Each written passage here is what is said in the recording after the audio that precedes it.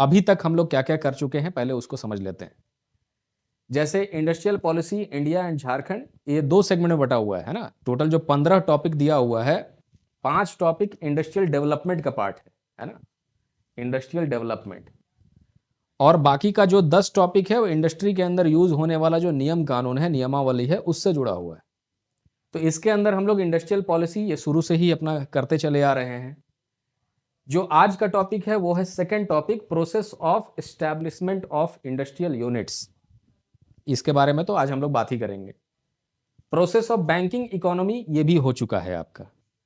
ये जो बचा है industrial problems and their solution, ये इसके बाद का टॉपिक है, process of establishment of industries. जब ये हम लोग कर लेंगे उसके बाद आएंगे कि औद्योगिक समस्याएं और उनका निवारण क्या है, और साथ में सिक इंडस्ट्रीज। इसके बाद ये 2 टॉपिक होगा, है ना। फिर आते हैं, तो इधर से ये कंप्लीट हो गया पांचों आपका। अब आते हैं जो बाकी का आपका पीछे का टॉपिक है, जिसके अंदर एक एक्स्ट्रा टॉपिक हमने किया था झारखंड मूवमेंट, क्योंकि हमको झारखंड को समझाना जरूरी था कि झारखंड का कैसे कैसे फॉर्मेशन हुआ, क्या चीजें हैं। अदरवाइज फिर झारखंड में प्रोजेक्ट लगाने का या प्रोजेक्ट को सीखने का फिर आपको मौका नहीं मिलेगा। एनीवे, क्योंकि जहां भी मान लीजिए प्रोजेक्ट मैनेजर झारखंड में बनने जा रहे हो, झारखंड का समझ होना बहुत जरूरी है पहले। तो इसलिए पहले वो टॉपिक आपको अलग से कराया गया जो इसमें मेंशन नहीं है। झारखंड मूवमेंट, झारखंड फॉर्मेशन, वो सब चीजें जो है अलग से कराई गई। एनीवे, अब ये है सेकंड सेगमेंट जो है इसका, इंडस्ट्रियल जो लेबर लॉज हैं या इंडस्ट्री के अंदर में जो कानून यूज होते हैं उनसे जुड़ा हुआ। तो इसके अंदर हमारा बहुत सारा चीज खत्म हो चुका है, जैसे लैंड एक्विजिशन रिहेबिलिटेशन, LARR जिसको कहते हैं, ये कवर हो चुका है। CNT एक्ट कवर हो चुका है, SPT एक्ट कवर हो चुका है, पंचायती राज एक्ट और पेसा, ये हमने कवर कर लिया है। फैक्ट्रीज एक्ट 1948, ये जो हमारा फैक्ट्री इंस्पेक्टर का बैच चल रहा था उसका 2 वीडियो यहाँ इंपोर्ट करके डाल दिया गया है, उसको आप देख लीजिएगा, वो कवर हो चुका है। क्योंकि यहाँ पे जितना डिटेल में पढ़ेंगे उससे कहीं ज़्यादा डिटेल में फैक्ट्रीज एक्ट हमने वहाँ पे पढ़ा हुआ है, इसलिए वो वीडियो दोनों डायरेक्ट आपको दिया गया है। अब जो बचा industrial development and regulation act 1951, इसको करना है। कंपनीज एक्ट 2013, इसको भी करना है। और सिक इंडस्ट्रियल कंपनीज स्पेशल, ये प्रोविजन वाला एक्ट है 1985 का, इसको भी हमें करना है। और लास्ट में बचेगा इंडस्ट्रियल डिस्प्यूट्स एक्ट। तो अब ये मुश्किल से मुश्किल 8-10 क्लास का मामला है ना। लेकिन मैं इसको चाहता हूं कि थोड़ा धीरे धीरे रखें ताकि एग्जाम तक मेरा कंटिन्यूटी बना रहे, क्योंकि एग्जाम बहुत लेट है, अभी 18 और 19 अप्रैल को है। अगर कोई चाहेगा ना कि आज से भी हम अपना सिलेबस पढ़ना शुरू करते हैं तो वो भी कंप्लीट हो जाएगा, कोई दिक्कत नहीं है उसमें, है ना। टाइम बहुत है और बीच में मैं गैप नहीं देना चाहता, तो क्लास का कंटिन्यूटी ऐसा रखेंगे कि अब हम एग्जाम तक क्लास लें, ठीक है। तो वीक में 1-2 दिन हम क्लास लेते रहेंगे, ये खत्म हो जाएगा आपका, ठीक है। आज का टॉपिक खत्म करने के बाद उसमें से जो 2 टॉपिक बचा हुआ है ये दोनों कवर करेंगे, इंडस्ट्रियल प्रॉब्लम्स। और जैसे सिक इंडस्ट्रीज में आएंगे तो इधर वाला एक टॉपिक पिक करेंगे जो यहाँ भी सिक इंडस्ट्रीज के बारे में लिखा हुआ है, सिक इंडस्ट्रीज कंपनीज एक्ट, वो वही साथ में कवर हो जाएगा। तो ज़्यादा समय नहीं लगेगा, कुछ ही टॉपिक बचा हुआ है। और जैसा कि हम लोग का कहना है, एक एक क्वेश्चन जो होगा वो आपके नोट से, क्लासेस से और टेस्ट सीरीज से आएगा। एक सिंगल क्वेश्चन, जैसे FRO का एग्जाम जस्ट अभी हुआ है मेरे पास, प्रूफ के लिए बस वही है। आगे ACF का एग्जाम होगा तो वो भी प्रूफ के तौर पे आ जाएगा, और प्रोजेक्ट में वो कि एक भी क्वेश्चन बाहर जा ही नहीं सकता है ना, क्योंकि हमने पूरा सिलेबस कवर किया हुआ, ठीक है। तो चलिए, ये था समझना कि अब हमारा क्या क्या बचा हुआ है, कैसे उसको हम लोग कवर करेंगे। तो 7 से 8 क्लास या 10 क्लास मैक्सिमम, इससे ज़्यादा नहीं लगेगा, वो भी धीरे धीरे करने से। तो हमारा वीक में 1-2 दिन ही क्लास चलता रहेगा और ये चीज़ कवर हो जाएगी। तो क्लियर। तो हमारा टारगेट्स ये रिमेनिंग टॉपिक्स रहा अपना, ठीक है। अब इसमें हम लोग जो शुरू कर रहे हैं, process of establishment of industrial units, औद्योगिक इकाइयों की स्थापना की प्रक्रिया। टॉपिक तो वैसे बहुत आसान है, लेकिन इसको समझने के लिए थोड़ा सा आपको एंटरप्रेन्योरशिप वाला दिमाग चाहिए। जैसा कि मैं शुरू से कहता हूं, इस तरह के जो भी जॉब प्रोफाइल है आपका, प्रोजेक्ट मैनेजर वही इंसान, मतलब सफल तरीके से वही इंसान बन सकता है जिसके पास थोड़ा सा एंटरप्रेन्योरशिप का कला है, जिसके अंदर इंटरेस्ट हो वो सब करने का, कि नया बिजनेस खड़ा कैसे करते हैं, नया प्रोजेक्ट को कैसे चलाते हैं, कैसे बनाते हैं, ये सब सीखने का जिसके अंदर इंटरेस्ट है, जो इस तरह का व्यक्ति है, वो एक सफल प्रोजेक्ट मैनेजर बन सकता है। अब उसी कड़ी में जो ये आज का हमारा टॉपिक है, इसको हम लोग शुरू करते हैं, औद्योगिक इकाई और इंडस्ट्रियल यूनिट्स। अब हम कुल मिलाकर के 3 प्रोजेक्ट अपने लाइफ में मैंने किया है। 2 NTP, एक जिंदल का प्रोजेक्ट, एक NTPC का प्रोजेक्ट और एक भारत पेट्रोलियम का प्रोजेक्ट। जितना दिन मैं इंजीनियर था, जितना दिन मैं काम कर रहा था मैनेजमेंट ट्रेनिंग के जैसे, तो जितना मेरे पास नॉलेज है, अपना professional experience as a engineer, as a manager, उसको मैं यहाँ यूज़ करूँगा और फिर अपना जो भी रिसर्च है और साथ में जो भी करंट अफेयर है उसको इंटीग्रेट करके ये लेक्चर में आपके सामने बताऊंगा इसको। ठीक, अब इसमें सबसे पहले क्या है कि क्वेश्चन से शुरू करते हैं। क्वेश्चन, क्योंकि जैसा मेरा क्लास में सिस्टम है कि अगर आपने इतना कुछ पढ़ा, बहुत सारा चीज आपने पढ़ा, और अगर क्वेश्चन सॉल्व नहीं होता है तो फिर आपको वो किसी काम का नॉलेज नहीं है। क्योंकि एग्जाम में कंटेंट से मतलब नहीं कि आप कितना पढ़ के आए, आप एग्जाम में यही मतलब है कि आपसे क्वेश्चन सॉल्व हो रहा है कि नहीं हो रहा है। तो जब भी क्वेश्चन आएगा, इससे बहुत बेसिक क्वेश्चन आ सकता है। कैसा सवाल आ सकता है? इंडस्ट्रियल यूनिट से जुड़ा हुआ मैं सवाल यहां पे लिखता हूं, क्वेश्चन। मतलब हमें जो अपना पूरा कंटेंट को समझना है, जो इसका तैयारी करना है, वो इस तरह के क्वेश्चन के लिए तैयारी करना है। तो वो क्वेश्चन कैसा हो सकता है, यहां पे हम लिखते हैं क्वेश्चन। सीधे जैसा जेपीएससी का सिस्टम है, डायरेक्ट क्वेश्चन एक्सपेक्ट कीजिए। डायरेक्ट मतलब कि what is the process of establishment of industrial units. एकदम direct question, establishment of industrial units, IU हम उसको कह रहे हैं, कि औद्योगिक इकाइयों को स्थापित करने का क्या प्रक्रिया है। ये एक क्वेश्चन है जो जेपीएससी का सबसे मेजर क्वेश्चन बन सकता है, क्योंकि इसका जो स्टाइल है क्वेश्चन पूछने का, कभी भी बहुत ज्यादा इन डेप्थ अंदर का कोई कंटेंट उठा के क्वेश्चन नहीं पूछते हैं, है ना। जैसे इस टॉपिक के अंदर में बहुत सारी चीजें हम लोग पढ़ेंगे, ठीक है, कि एनवायरमेंटल क्लियरेंस है क्या है, वो सब चीजें, बहुत चीजें पढ़ेंगे। हर जगह मैं बताऊं कैसा क्वेश्चन आ सकता है, लेकिन सबसे इंपॉर्टेंट क्वेश्चन ये होता है जो सीधे उस टॉपिक का डायरेक्ट क्वेश्चन होता है, कि इस प्रोसेस का आप बताइए कि यह प्रोसेस क्या है, इंडस्ट्रियल यूनिट लगाने का क्या प्रक्रिया है। ये इसका सबसे क्लासिक क्वेश्चन है। अब इस क्वेश्चन को सॉल्व करने के लिए पूरे प्रोसेस को हमें समझना होगा कि इंडस्ट्रियल यूनिट लगाने का प्रक्रिया क्या है। तो उसको सबसे पहले कैसे समझें, यहां से स्टार्ट करते हैं। जब भी ऐसा क्वेश्चन हो तो आपको इंट्रोडक्शन में ये बातें लिखना होगी, इंडस्ट्रियल यूनिट का मतलब क्या है ना। इंट्रोडक्शन में अक्सर, जैसे यूपीएससी के क्लासेस में हम मना करते हैं कि डेफिनेशन मत लिखिए, लेकिन स्टेट पीसीएस में हम बोलते हैं कि डेफिनेशन ही लिखिए, है ना, क्योंकि यहां पे डायरेक्ट क्वेश्चन वो रहता है। यूपीएससी में डायरेक्ट क्वेश्चन कभी नहीं आता है, इसलिए वहां इंट्रोडक्शन में डेफिनेशंस बेस्ड क्वेश्चंस लिखने, इंट्रो लिखने से बचना चाहिए। वहां पर कुछ ना कुछ दूसरा चीजें करना चाहिए, क्रिएटिव चीजें, वो वहां के लिए रिजर्व करते हैं। यहां पे क्या है कि सबसे पहले इंडस्ट्रियल यूनिट का मतलब क्या है। तो आपने जितना भी देखा होगा अब तक इंडस्ट्रियल, जितना भी आपके दिमाग में पिक्चर है, तो ये एक ऐसा जगह होता है जहां से आप कोई चीजें बनाते हैं, कोई चीजों का मैन्युफैक्चरिंग करते हैं। तो इंडस्ट्रियल यूनिट कैसा जगह है? ये एक ऐसा जगह है, एक ऐसा व्यवस्था है जहां पर हम कोई चीजें मैन्युफैक्चरिंग करते हैं, प्रोसेसिंग करते हैं, असेंबली करते हैं, या फिर कोई सर्विस रिलेटेड काम करते हैं। जैसे ही आप ये डेफिनेशन से लिखेंगे, आपके पास पूरा स्ट्रक्चर तैयार हो जाएगा। अब आगे आप कुछ स्टेप्स लिख सकते हैं। अब जैसे मान लीजिए मैं आपको 15 स्टेप में बताऊंगा कि कैसे कैसे इंडस्ट्री लगता है, स्टेप 1 से लेके स्टेप 15 तक। तो आप इंट्रो में एक लाइन और भी जोड़ सकते हैं कि फ्रॉम कंसीविंग एन आइडिया, मतलब जो इंडस्ट्री का प्रक्रिया है, क्योंकि आपका क्वेश्चन क्या पूछा है कि प्रक्रिया के बारे में बताइए, है ना, ये क्वेश्चन था।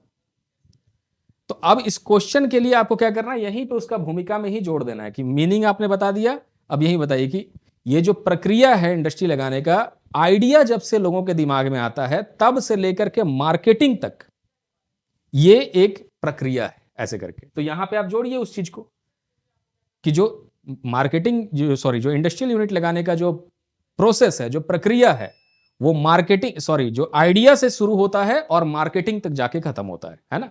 और ये वैसे भी एक नेवर एंडिंग प्रोसेस है, कभी खत्म नहीं होने वाला प्रोसेस है। एक बार इंडस्ट्री लग जाएगा, प्रोजेक्ट लग जाएगा, तो उसके बाद काम तो चलता ही रहेगा उसके ऊपर एनीवे। तो यहां से आप शुरू कर सकते हैं कि इंडस्ट्रियल यूनिट का मतलब क्या है, कि एक ऐसा जगह जहां से हम कोई चीज मैन्युफैक्चर करते हैं, मतलब तैयार करते हैं। यहां हम हिंदी भी लिख रहे हैं क्योंकि बहुत सारे हिंदी मीडियम के भी स्टूडेंट हैं, तो उनको ध्यान में रखते हुए थोड़ा थोड़ा मैं हिंदी भी वर्ड उनके लिए यूज करूंगा, जहां पे हम किसी चीज का निर्माण करते हैं, प्रसंस्करण करते हैं, संयोजन करते हैं, या औद्योगिक सेवाओं में संलग्न होते हैं, है ना। अब जैसे उसका एग्जांपल्स देख सकते हैं इन सब का। जैसे मैन्युफैक्चरिंग का क्या एग्जांपल हो सकता है? मैन्युफैक्चरिंग किसी भी सब्सटेंस का, क्लोथ्स का मैन्युफैक्चरिंग, कपड़ों का मैन्युफैक्चरिंग आप करिए, जूतों का मैन्युफैक्चरिंग आप करिए, किसी भी चीज का मैन्युफैक्चरिंग, किसी मशीन के मैन्युफैक्चरिंग हो सकता है। एक तो इस तरह का इंडस्ट्रियल यूनिट होता है। दूसरे टाइप का इंडस्ट्रियल यूनिट कैसा होता है? प्रोसेसिंग का इंडस्ट्री, जहां पर कुछ चीजें प्रोसेस की जाती हैं। जैसे मान लीजिए कि आपने कहीं से कोई एग्रीकल्चरल प्रोडक्ट लिया, आपने गेहूं लिया, अब आपका जो फैक्ट्री है वो मान लीजिए कि पिल्सबरी का फैक्ट्री है या फिर आशीर्वाद आटा का फैक्ट्री है। अब इसके अंदर आपने गेहूं से फिर आटा मैन्युफैक्चर किया, और हो सकता है कि तीसरा स्टेज में भी कुछ मैन्युफैक्चर कर रहे हैं कि उस आटे से आपने कोई ब्रेड मैन्युफैक्चर किया। तो ये होता है प्रोसेसिंग इंडस्ट्री, जहां पे आप कुछ फूड प्रोसेसिंग कर सकते हैं या फिर किसी और चीजें का आप प्रोसेसिंग वहां पे कर सकते हैं। तो दूसरे टाइप का इंडस्ट्रियल यूनिट ऐसा होता है। तीसरे टाइप का जो इंडस्ट्रियल यूनिट होगा वो कैसा होगा? असेंबली। अब जैसे मान लीजिए एप्पल कंपनी है, तो एप्पल भारत में अपना प्रोडक्ट मैन्युफैक्चर नहीं, असेंबली कर सकता है। वैसे तो असेंबली चाइना में होता है, यहाँ पे कुछ नहीं होता है। लेकिन कुछ गाड़ियां हैं, जैसे मान लीजिए हुंडई है, जापानीज कंपनी है, टोयोटा है, तो उनका गाड़ियों का असेंबली प्लांट यहाँ होता है। पार्ट्स नहीं बनते हैं यहाँ पे, पार्ट्स आएगा बाहर से ही, लेकिन उसका असेंबली प्लांट यहाँ पे कहीं पे हो सकता है, हरियाणा में हो सकता है, गुजरात में हो सकता है, कहीं पर भी उसका इंडस्ट्रियल यूनिट होगा जहां पर उसको असेंबली किया जाएगा। तो ये तीसरे टाइप का सिस्टम है। जो चौथा है वो है रिलेटेड इंडस्ट्री। जैसे मान लीजिए सर्विस के बारे में पहले भी मैं बता चुका हूं कि सर्विस इंडस्ट्री ऐसा इंडस्ट्री है जो कि किसी तरह का मैन्युफैक्चरिंग का आउटपुट नहीं देता है, लेकिन इस तरह के बाकी जितने इंडस्ट्रियल यूनिट हैं उनको चलाने के लिए सर्विस का जरूरत पड़ता है। जैसे एक तरह का सर्विस है बैंकिंग। अब इन सब को चलाने के लिए चाहे आप मैन्युफैक्चरिंग का यूनिट लगाएं, प्रोसेसिंग का यूनिट लगाएं, कैसा भी इंडस्ट्रियल यूनिट आप लगाएंगे, उनको चलाने के लिए बैंकिंग का आवश्यकता है। तो बैंकिंग एक सर्विस वाला टर्शरी इंडस्ट्री है। लेकिन कुछ इंडस्ट्री सर्विस के कैटेगरी में ऐसे होते हैं जो अपने आप में ही कुछ मैन्युफैक्चर करते हैं, लेकिन वो मैन्युफैक्चर किसी सामान का नहीं करते हैं, सर्विस मैन्युफैक्चर करते हैं। जैसे आईटी सेक्टर है, मान लीजिए कोई कंपनी सॉफ्टवेयर बना रही है, तो जो सॉफ्टवेयर बनाने का विधि है वो एक सर्विस है ना। जो आईटी सर्विस में जाकर के वो कुछ सॉफ्टवेयर बना रहे हैं, कोई एआई पे काम कर रहे हैं, कुछ भी कर रहे हैं, वो भी एक तरह का सर्विस है, लेकिन यहां पर कुछ चीजें मैन्युफैक्चर जैसा होती हैं जो गुड्स के तौर पे नहीं, किसी सेवा के तौर पे नजर आती। तो इंडस्ट्रियल यूनिट का आकार प्रकार कुछ इस तरह का होता है कि इंडस्ट्रियल यूनिट का इंट्रोडक्शन अगर आपसे कोई पूछे तो ये एक वैसा जगह है जहां पर हम लोग किसी चीज का उत्पादन करते हैं, किसी चीज का प्रोसेसिंग करते हैं, किसी भी चीज को नया बनाते हैं या फिर सर्विस देते हैं। अब आपको सोचना है इस स्टेज पे कि आप एक एंटरप्रेन्योर के जैसे सोचिए, मतलब जिसको ये नया उद्यम शुरू करना है ना। आप बिल्कुल अपना जो भी करते हैं काम, मान लीजिए आप जॉब में है, ज्यादातर लोग तो जॉब में ही है, बैंक में है, पुलिस में है, अलग अलग जगहों पे हैं, इस जो भी हमारे प्रोजेक्ट मैनेजर के बैच में। तो जो भी आप काम करते हैं उसको 2 मिनट के लिए भूल जाइए। जब भी ये टॉपिक पढ़िए तो ऐसा सोचिए कि आपको कुछ नया बनाना है, नया उद्यम करना है। वैसे भी आज का जो जमाना है ये ट्रेडिशनल अब जॉब वाला जमाना है भी नहीं, कि जिसमें आप बहुत ज़्यादा मेहनत करके एक जॉब लेने का प्रयास करते हैं, फिर वो जॉब मिलता है, फिर उस जॉब में जाने के बाद आप अपना डेवलपमेंट करते हैं। आज का ज़माना ऐसा है कि कोई यूट्यूब पे आकर के कोई माने उतना अच्छा वीडियो नहीं भी बना रहा है, कैसा भी वीडियो बना करके वहाँ भी पैसा कमा लेता है। यूट्यूब पे या फिर इंस्टाग्राम पे कोई डांस दिखा के वो सब, तो एक नया इकोनॉमी शुरू हुआ है, क्रिएटर इकोनॉमी। तो यहाँ भी बहुत कुछ होता है। अदरवाइज एंटरप्रेन्योरशिप आजकल बहुत ज़्यादा चलता है, लोग हमेशा नया बिजनेस बनाने के पीछे पड़ गए हैं, है ना। तो आप वैसा ही माइंडसेट से आइए कि हमको कुछ नया बनाना है, तभी आप जाके थोड़ा सा प्रोजेक्ट मैनेजर वाले माइंडसेट पे बैठ पाइएगा।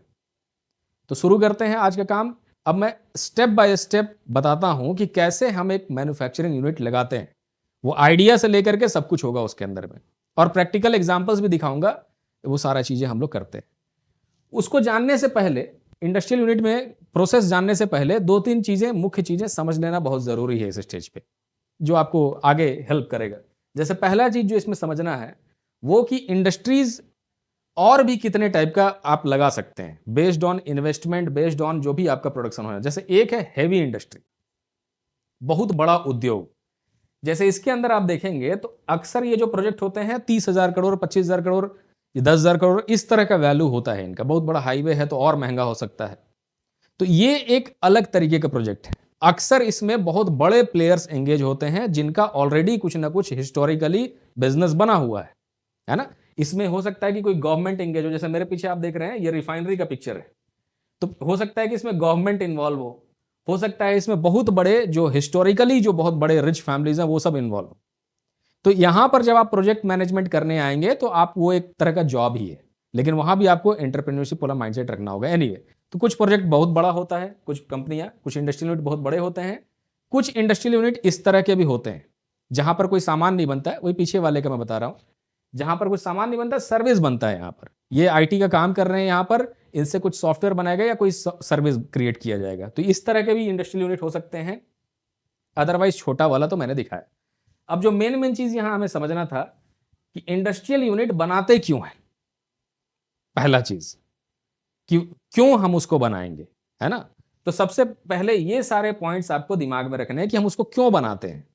जैसे पहला तो है कि एम्प्लॉयमेंट जनरेशन के लिए, है ना। अब वैसे तो टेक्निकली कोई भी अपना प्लांट इसलिए नहीं लगाएगा कि उसको एम्प्लॉयमेंट क्रिएट करना है दुनिया भर में। वो अपने प्रॉफिट के लिए, अपने फ्यूचर के लिए, अपने ग्रोथ के लिए वो सोचता है लगाने के लिए, जो भी है।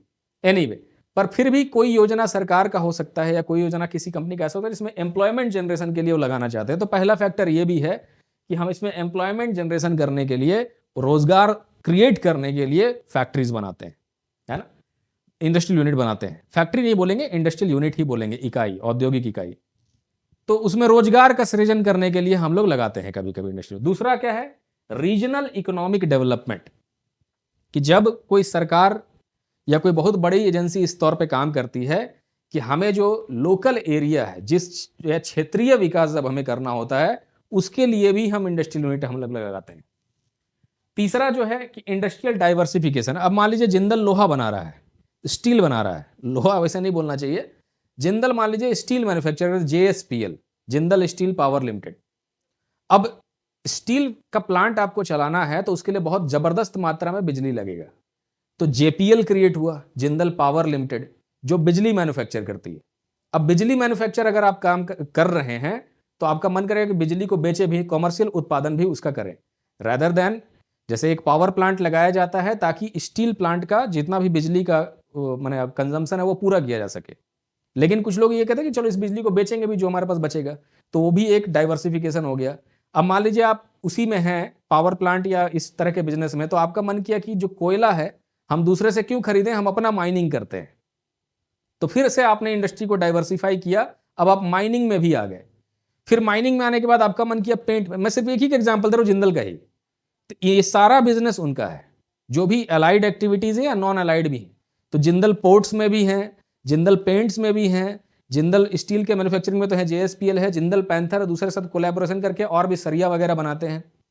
तो इंडस्ट्री को डाइवर्सिफाई करने के लिए भी नया इंडस्ट्रियल यूनिट का जरूरत पड़ता है, उसके लिए भी हम लोग सेटअप लगाते हैं। ठीक है, हमें तो इस टॉपिक में सीखना है कि प्रक्रिया क्या है लगाने का, लेकिन पहले ये सब चीजें समझना जरूरी है कि क्यों लगाना है या क्या करना है। Anyway, export promotion. अब कोई भी कंट्री, देखिए एक्सपोर्ट का एक ऐसा बिजनेस है जिस बिजनेस में बहुत कम प्लेयर्स आते हैं, है ना, क्योंकि डॉक्यूमेंटेशन की वजह से, और यहां पे 1 नंबर का पैसा लगता है।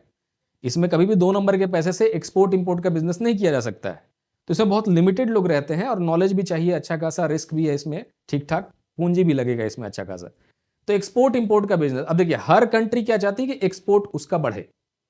तो अगर आपके पास कोई एक ऐसा आइडिया है, या तो कोई सामान आप बना के या किसी से लेके आप एक्सपोर्ट करना चाहते हैं, या फिर आप कोई सर्विस है, या तो किसी दूसरे आदमी का सर्विस आप एक्सपोर्ट करा दीजिए, या अपना कुछ काम करते हैं उसको एक्सपोर्ट कीजिए दूसरे देश में, तो उस चीज के लिए भी इंडस्ट्रियल यूनिट लगाया जाता है कि एक कंपनी हमने बनाया, अब उसको एक इंडस्ट्रियल यूनिट हमने बना दिया, अब वहां पे जो भी सामान बनेगा उसको हम लोग एक्सपोर्ट करेंगे, उस उद्देश्य से भी इंडस्ट्रियल यूनिट लगाया जाता है। अगला जो है इसके अंदर में contribution to GDP and state revenue. Basically ये क्यों के जगह पे कि क्यों एस्टैब्लिश करते हैं, GDP बढ़ाने के लिए तो कोई करेगा नहीं, ऑब्वियसली ये इसका इंपैक्ट है कि आपने अगर इंडस्ट्रियल यूनिट लगा दिया है तो GDP देश का बढ़ेगा, एम्प्लॉयमेंट भी उसकी एम्प्लॉयमेंट भी जनरेट होगा, ये उसका और भी जो एडिशनल बेनिफिट्स हैं वो है निकल के। इस इन सब के उद्देश्य से कोई काम नहीं करता है कि हम एम्प्लॉयमेंट बढ़ाएंगे या हम देश का GDP बढ़ाने के लिए कंपनी लगाने जा रहे हैं, ऐसा नहीं है। सरकारें सोचती है उस लेवल पे, प्राइवेट एंटरप्रेन्योर इस तरह से नहीं सोचता है। हाँ, ये उसके इनविजिबल हैंड है, जो एडम स्मिथ कहते हैं थ्योरी ऑफ इनविजिबल हैंड, की कैपिटलिज्म आएगा तो ये सारी चीजें अपने आप होंगी। कोई भी इंडस्ट्रियल यूनिट लगेगा तो एम्प्लॉयमेंट अपने आप आएगा, देश के GDP में अपने आप कंट्रीब्यूशन हो जाएगा, ये इसके इनविजिबल हैंड से चल जाता है। एनीवे, तो ये हमने बेसिक चीज देखा पहले कि क्यों लगाना चाहिए इंडस्ट्रियल यूनिट, या क्यों लगाते हैं, या फिर उसका इंपैक्ट क्या है, वो भी हमने एक साथ इस चीज में देखा। अब इसी में कुछ कैटेगराइजेशन है इंडस्ट्रीज का कि आप कैसा इंडस्ट्री लगा सकते हैं, है ना, और उसको भी थोड़ा सा समझना पड़ेगा पहले, प्रोसेस जानने से पहले, प्रक्रिया जानने से पहले। जैसे इंडस्ट्रियल यूनिट का क्लासिफिकेशन जो किया गया है, पहले तो इन्वेस्टमेंट के आधार पे, वैसे ये अकेले इन्वेस्टमेंट नहीं है, इन्वेस्टमेंट और टर्नओवर दोनों होता है। इन्वेस्टमेंट के आधार पे कैसे कैटेगराइजेशन किया गया, मान लीजिए कि कोई छोटा बिजनेसमैन है, मान लीजिए हम बिजनेसमैन नहीं है, हम तो सर्विस दे रहे हैं, हम तो टीचिंग में, मान लीजिए फिर भी हमको एक छोटा बिजनेसमैन, तो हम माइक्रो की कैटेगरी में आ गए क्योंकि मेरा टर्नओवर भी छोटा है और मेरा इन्वेस्टमेंट भी बहुत कम था। तो उसका मैं आंकड़ा भी आपको देता हूं। तो आप हो गए कम इन्वेस्टमेंट वाले माइक्रो में आ गए। मतलब दो पैरामीटर्स है इसमें, इन्वेस्टमेंट और टर्नओवर। उससे कैटेगराइज होता है कि कौन सा बिजनेस माइक्रो है, कौन सा स्मॉल है, कौन सा मीडियम है। इन्वेस्टमेंट और टर्नओवर। टर्नओवर मतलब एक साल में कितना आपने उत्पादन किया, उसका मार्केट वैल्यू क्या है। तो जैसे माइक्रो होगा तो इसमें लेस देन 1 करोड़, मतलब 1 करोड़ से नीचे का रकम आपने इन्वेस्टमेंट के तौर पे लगाया है और उसका टर्नओवर भी होना चाहिए लगभग 10 करोड़ के आसपास, है ना। अब एक दूसरा तरह का कंपनी है जो है स्मॉल कंपनी। तो स्मॉल किसको माना जाएगा, जिसका इन्वेस्टमेंट है लेस देन 10 करोड़ और टर्नओवर है लगभग 50 करोड़, माने साल भर में इतना वैल्यू वो क्रिएट करता है। और मीडियम एंटरप्राइज किसको कहा जाएगा, जिसका इन्वेस्टमेंट है 50 करोड़ और जो टर्नओवर है वो 250 करोड़ से नीचे है। ठीक। तो ये माइक्रो स्मॉल और मीडियम के अंदर कैटेगराइजेशन इस तरह से। तो इंडस्ट्रियल यूनिट जितने बनते हैं उसमें जो मेन कैटेगराइजेशन इन्वेस्टमेंट के आधार पे और टर्नओवर के आधार पे इस तरह से किया गया कि वो एमएसएमई के कैटेगरी है, माइक्रो स्मॉल मीडियम एंटरप्राइजेस। अब दूसरा है ऑनरशिप के आधार पे। तो इसको हम लोग समझेंगे कंपनीज एक्ट जब हम लोग पढ़ेंगे उस समय की कंपनी कैसे फॉर्मेशन होता है, मैं वो भी बताऊंगा 2013 कि कंपनीज का जो रजिस्ट्रेशन किया जाता है एमसीए के वेबसाइट पे। पर फिर भी इस टॉपिक में भी थोड़ा मोड़ा हमें इसका जानकारी मिलेगा, बट फिर भी ब्रीफली मैं बता दे रहा हूं कि ऑनरशिप के आधार पे अगर आप अपने कंपनी के पूरे मालिक हैं, पूरे मालिक होने का मतलब है कि कंपनी को जो भी मुनाफा हुआ डायरेक्टली आपको होगा और कंपनी का जो भी नुकसान होगा वो डायरेक्टली आपको झेलना पड़ेगा। तो वो हो गया सोल प्रोप्राइटर। ठीक है, उसमें ऑनरशिप कितना आपका 100% ऑनरशिप है कंपनी का। कंपनी मतलब आप, है ना। कंपनी का जो भी XYZ नाम होगा, XYZ, वो कंपनी का मतलब ही आप है। अगर आपने मान लीजिए बैंक से लोन लिया तो वो कंपनी के नाम पे तो आ ही रहा है, लेकिन साथ में आप ही उसके सब कुछ है करता धरता, कि लोन अगर आपने नहीं लौटाया तो आप बिक जाएंगे मार्केट में, बैंक आकर के आपको परेशान करेगा। कंपनी का कुछ नहीं होता, कंपनी उसमें कोई मायने उतना नहीं रखती है। सोल प्रोप्राइटरशिप में आदमी का सब कुछ जाता है क्योंकि 100% ऑनर है। लेकिन किसी को अगर मन कर रहा है कि हम कंपनी खोलें और कभी ऐसा हो जाए कि हम लोन वगैरह ले लें कंपनी के नाम पे और उसको लौटाए नहीं, तो मेरे पे कोई बात डायरेक्ट नहीं आना चाहिए या हम बर्बाद नहीं हो जाना चाहिए, तो उस केस में लिमिटेड करना पड़ता है अपना ऑनरशिप। तो कंपनी जो यहां बनती है वो होता है पार्टनरशिप या लिमिटेड लायबिलिटी पार्टनर, LLP, और प्राइवेट लिमिटेड, पब्लिक लिमिटेड।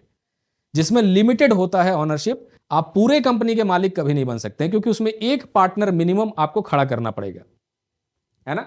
यहां पे प्रोप्राइटरशिप में, sorry, partnership, LLP, limited liability partnership जिसको कहते हैं, या फिर प्राइवेट लिमिटेड जो है या पब्लिक लिमिटेड जो कंपनी है, उसके अंदर ये क्राइटेरिया कि आप पूरे ऑनर नहीं रहेंगे। आप 50%, 60% जितना ऑनर हो सकते हैं उतने रहेंगे। तो बस कभी भी कंपनी क्योंकि थर्ड एंटिटी बन गया तो उसके नाम पे जो भी लोन लेंगे ना, तो ऐसा नहीं कि आपका घर का बर्तन बिक जाएगा, क्योंकि आप 100% ऑनर नहीं है उसका। कंपनी एक थर्ड एंटिटी के रूप में काम करे। चलिए, कंपनीज एक्ट जब आएगा उसको प्रॉपर समझेंगे। तो स्वामित्व के आधार पे, ऑनरशिप के आधार पे भी कंपनी के अंदर इस तरह से कैटेगराइजेशन या अपना डिफरेंशिएशन किया हुआ है। और फाइनली एक्टिविटी के आधार पे, ये तो शुरू में ही हमने बात किया कि क्या आपका मैन्युफैक्चरिंग बेस्ड कंपनी है या सर्विस बेस्ड कंपनी है। मैन्युफैक्चरिंग में कोई गुड्स मैन्युफैक्चर होगा, सर्विस में हम लोग सर्विस प्रदान करते हैं। जैसे टीचिंग एक सर्विस है, बैंकिंग एक सर्विस है, कंसल्टेंसी एक सर्विस है।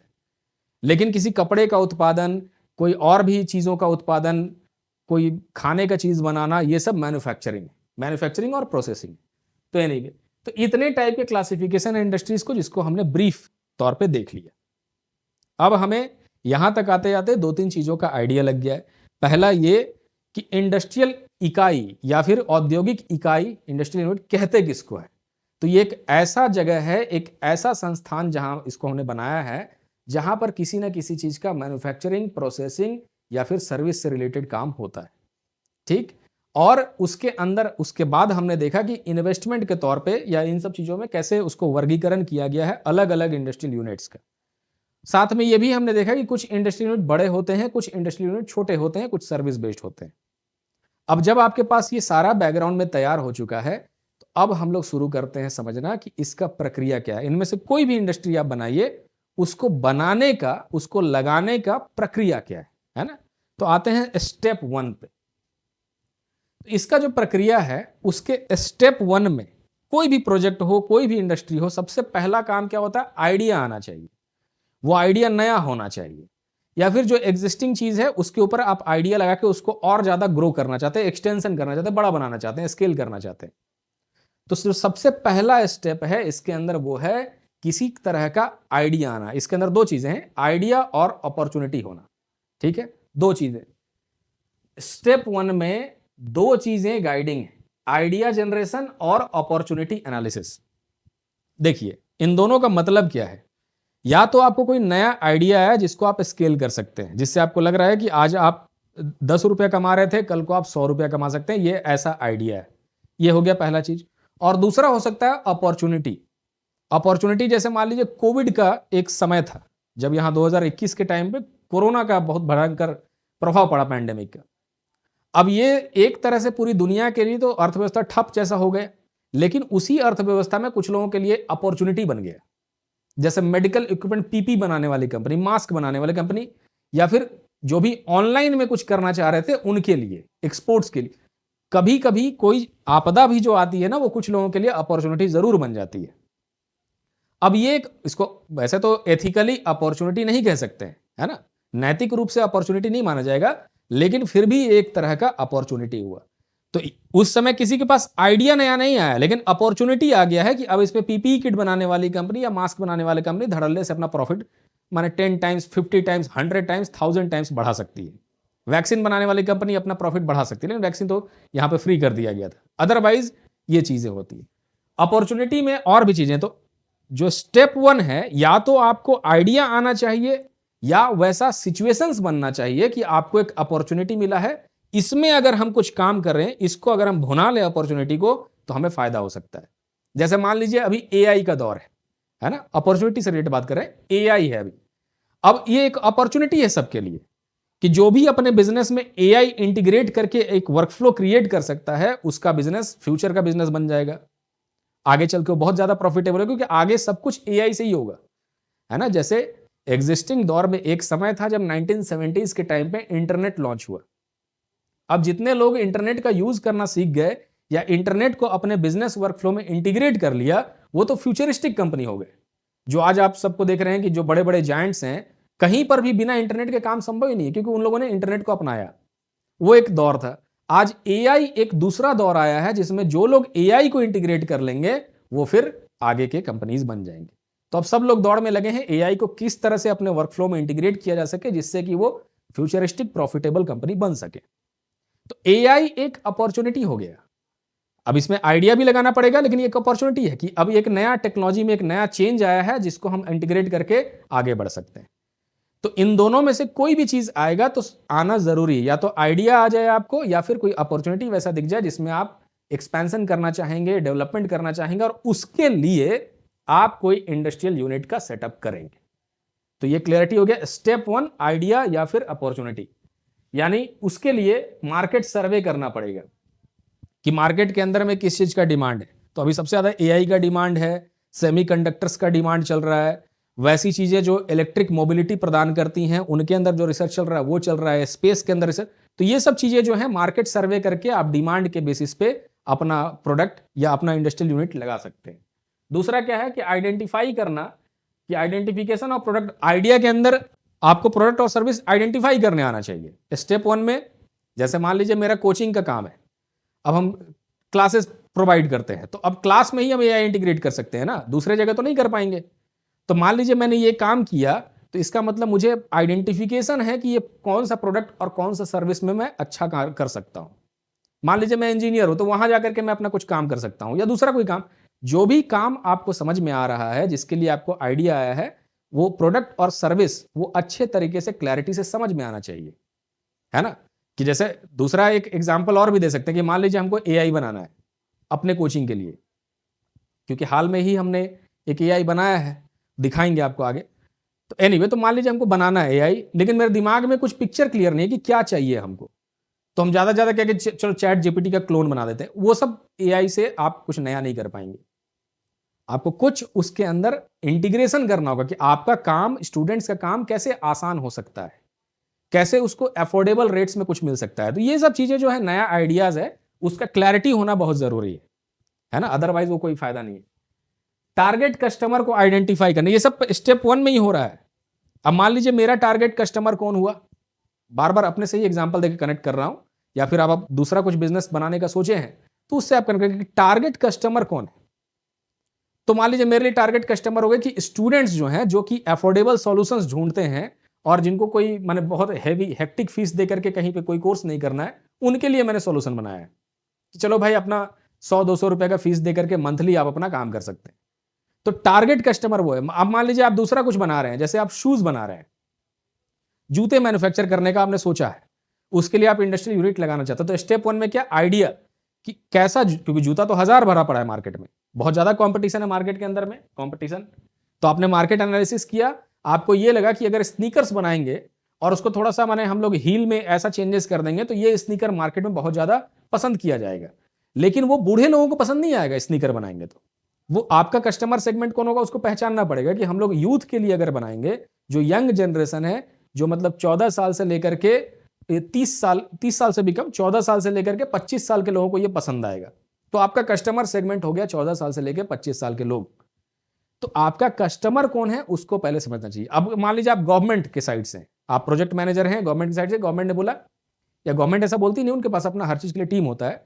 तो मान लीजिए पहला आइडिया क्या है कि हमें यहां रोड बनाना है। अब उनके लिए कस्टमर कौन है, जो भी उस रोड पे चलेगा उनके लिए सब यूनिवर्सल कस्टमर हो गए कि उस एरिया में रोड नहीं था, अब उसको रोड, क्योंकि रोड ये सब जो ऐसे कैपिटल गुड्स हैं जिनका कोई रिटर्न माने वो डायरेक्ट उसका पैसा नहीं देगा। गांव में अगर हाईवे बनाएंगे तो चलिए टोल आपको मिल गया, लेकिन गांव में ये सब का कोई पैसा नहीं, एक तरह का सर्विस ही है, कैपिटल गुड्स है, गवर्नमेंट ही करती है। फिर भी गवर्नमेंट को कुछ मन कर रहा है कि अपने नागरिकों के लिए, सीनियर सिटीजन के लिए हम कोई प्रोडक्ट बनाए या कोई सर्विस बनाए, तो उसके लिए फिर इसी तरीके से काम किया जाएगा। आइडिया आना चाहिए कि क्या बनाए उनके लिए जिनसे उनको और ज्यादा सोशल सिक्योरिटी मिले, तो वो फिर बना के अपना काम कर सकते हैं। तो आपका आइडिया आना जरूरी है, लेकिन आइडिया के साथ साथ कि आप करना क्या चाह रहे हैं इसमें, उसका क्लैरिटी होना जरूरी है। ठीक, और साथ में पूरा टारगेट कस्टमर कौन है उसको आपको समझना पड़ेगा। और साथ ही साथ स्टेप 1 में ही जो रॉ मटेरियल का अवेलेबिलिटी आपको समझना पड़ेगा। जैसे एग्जांपल के लिए फिर से एआई के एग्जांपल, क्योंकि अभी सब कुछ वही चलता है। एआई में रॉ मटेरियल क्या है, मान लीजिए कि रॉ मटेरियल या यूं कह लें कि आपको पीछे से जो पूरा सपोर्ट मिल रहा है उसका, कि आप इसको यूज करके अपना फाइनल सर्विस या प्रोडक्ट बना सकते हैं। तो इसके लिए जो डाटा का प्रोसेसिंग है बहुत ज्यादा चाहिए। तो अगर आपने मन किया कि चलो हम एआई का कोई कंपनी बनाते हैं, अपना चैट जीपीटी बनाते हैं या अपना पूरा एलएलएम बनाते हैं जो लार्ज लैंग्वेजेस हैं, तो इसको आप बनाने चलेंगे तो बहुत ज्यादा डेटा लगेगा, रॉ मटेरियल लगेगा, उतना कंप्यूटर्स लगेगा, 300 करोड़ का तो ये फिजिबल नहीं हो पाएगा। फिजिबिलिटी सेकंड में चेक करेंगे, सेकंड स्टेप में। एनीवे, तो रॉ मटेरियल होना चाहिए। आपने माइनिंग शुरू किया लेकिन कहीं पे माइंस अवेलेबल नहीं है, आपने इलेक्ट्रिसिटी करना चाहे लेकिन उसके लिए कोयला अवेलेबल नहीं है। तो आइडिया सिर्फ आना जरूरी नहीं है, आइडिया के साथ साथ उसके लिए जो रॉ मटेरियल चाहिए उसका अवेलेबिलिटी भी इंश्योर करना होगा स्टेप 1 में। ठीक, स्टेप 1 से हमने क्या सीखा कि सबसे पहला जो स्टेप होता है किसी इंडस्ट्रियल यूनिट को लगाने में, उसके अंदर आइडिया या अपॉर्चुनिटी, इन दोनों में से किसी एक चीज का होना अनिवार्य है। अगर ये दोनों है तो और वेल एंड गुड है कि आइडिया भी आ गया है, अपॉर्चुनिटी भी है। क्लियर?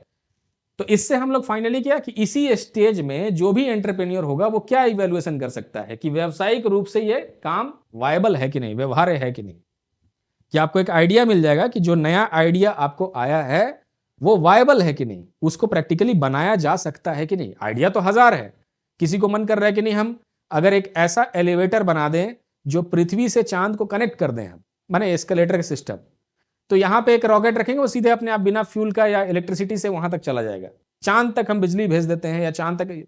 तो आइडिया तो सुनने में बड़ा अच्छा आ रहा है कि भाई हमारा कॉस्ट कटिंग हो जाएगा या चांद तक ट्रेवल करना ईजी हो जाएगा और चांद पे भी हम कुछ अपना मैन्युफैक्चरिंग कर सकते हैं या वहां से माइनिंग करके यहाँ पे कुछ मटेरियल लाके कुछ बना सकते हैं। आइडिया तो बड़ा अच्छा है, लेकिन क्या ये वाइबल है, क्या ये व्यवहार्य है, क्या ये प्रैक्टिकल है? नहीं, क्योंकि ना तो हमारे पास उतना रॉ मटेरियल है, ना तो उसको बनाने के लिए प्रॉपर हमारे पास टीएनपी संसाधन है बनाने के लिए।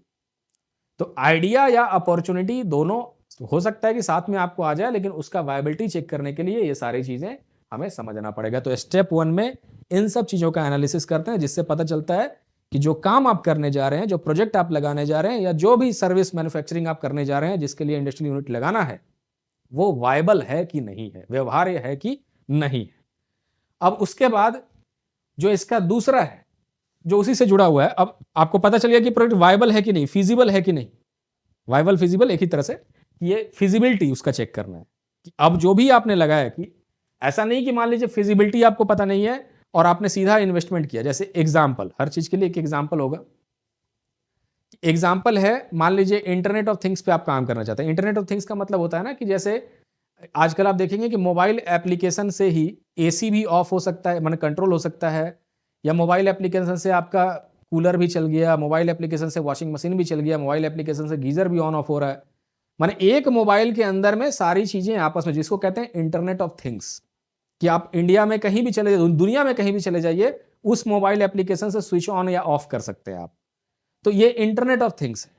अब मान लीजिए इसके अंदर आपको कुछ आइडिया आया, आपने सब कुछ करना चाहा, लेकिन इसके पीछे लगा कि हाँ, अब जो भी बनाने जा रहे हैं इसके पीछे मान लीजिए आपको लगा कि 50 करोड़ का इन्वेस्टमेंट है, तो ऐसा नहीं कि आप डायरेक्ट इन्वेस्टमेंट करने बैठ जाइए 50 करोड़ का, उसका आउटपुट भी देखना होगा कि क्या ये, मान लीजिए हमने जो आइडिया से जो अपना प्रोजेक्ट बनाया या जो भी हमने मैन्युफैक्चर करने का कोशिश किया, क्या वो बिकेगा मार्केट में।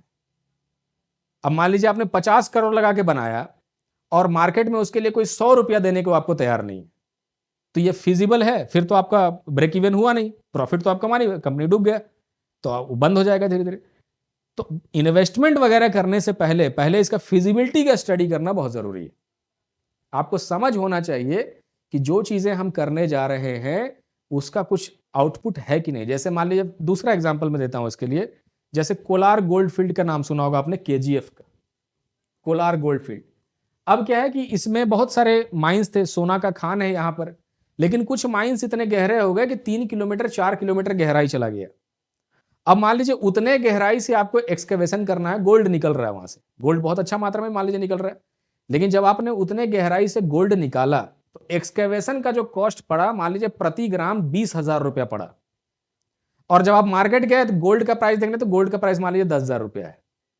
तो क्या ये फिजिबल हुआ, क्या ये प्रैक्टिकल हुआ? क्योंकि अब आपका प्रोडक्ट बिक रहा है 10,000 में और आपको निकालने में खर्चा जो है वो 20,000 का है, तो क्या फायदा फिर उसको करके, फिर दूसरा कुछ काम किया जाएगा।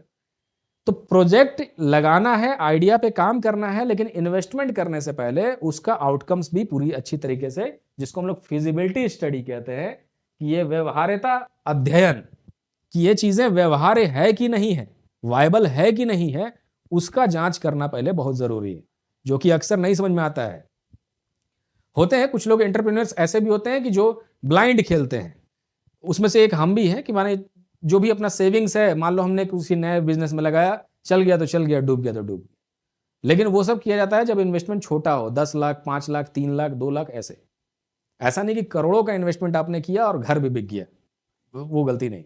तो एनीवे, तो इसके अंदर फिजिबिलिटी जब हम लोग चेक करते हैं किसी भी चीज का, तो उसके अंदर कुछ चीजों का जांच करते हैं। जैसे पहला है टेक्निकल फिजिबिलिटी, टेक्निकल, कि टेक्निकली इस आइडिया पे काम किया जा सकता है कि नहीं।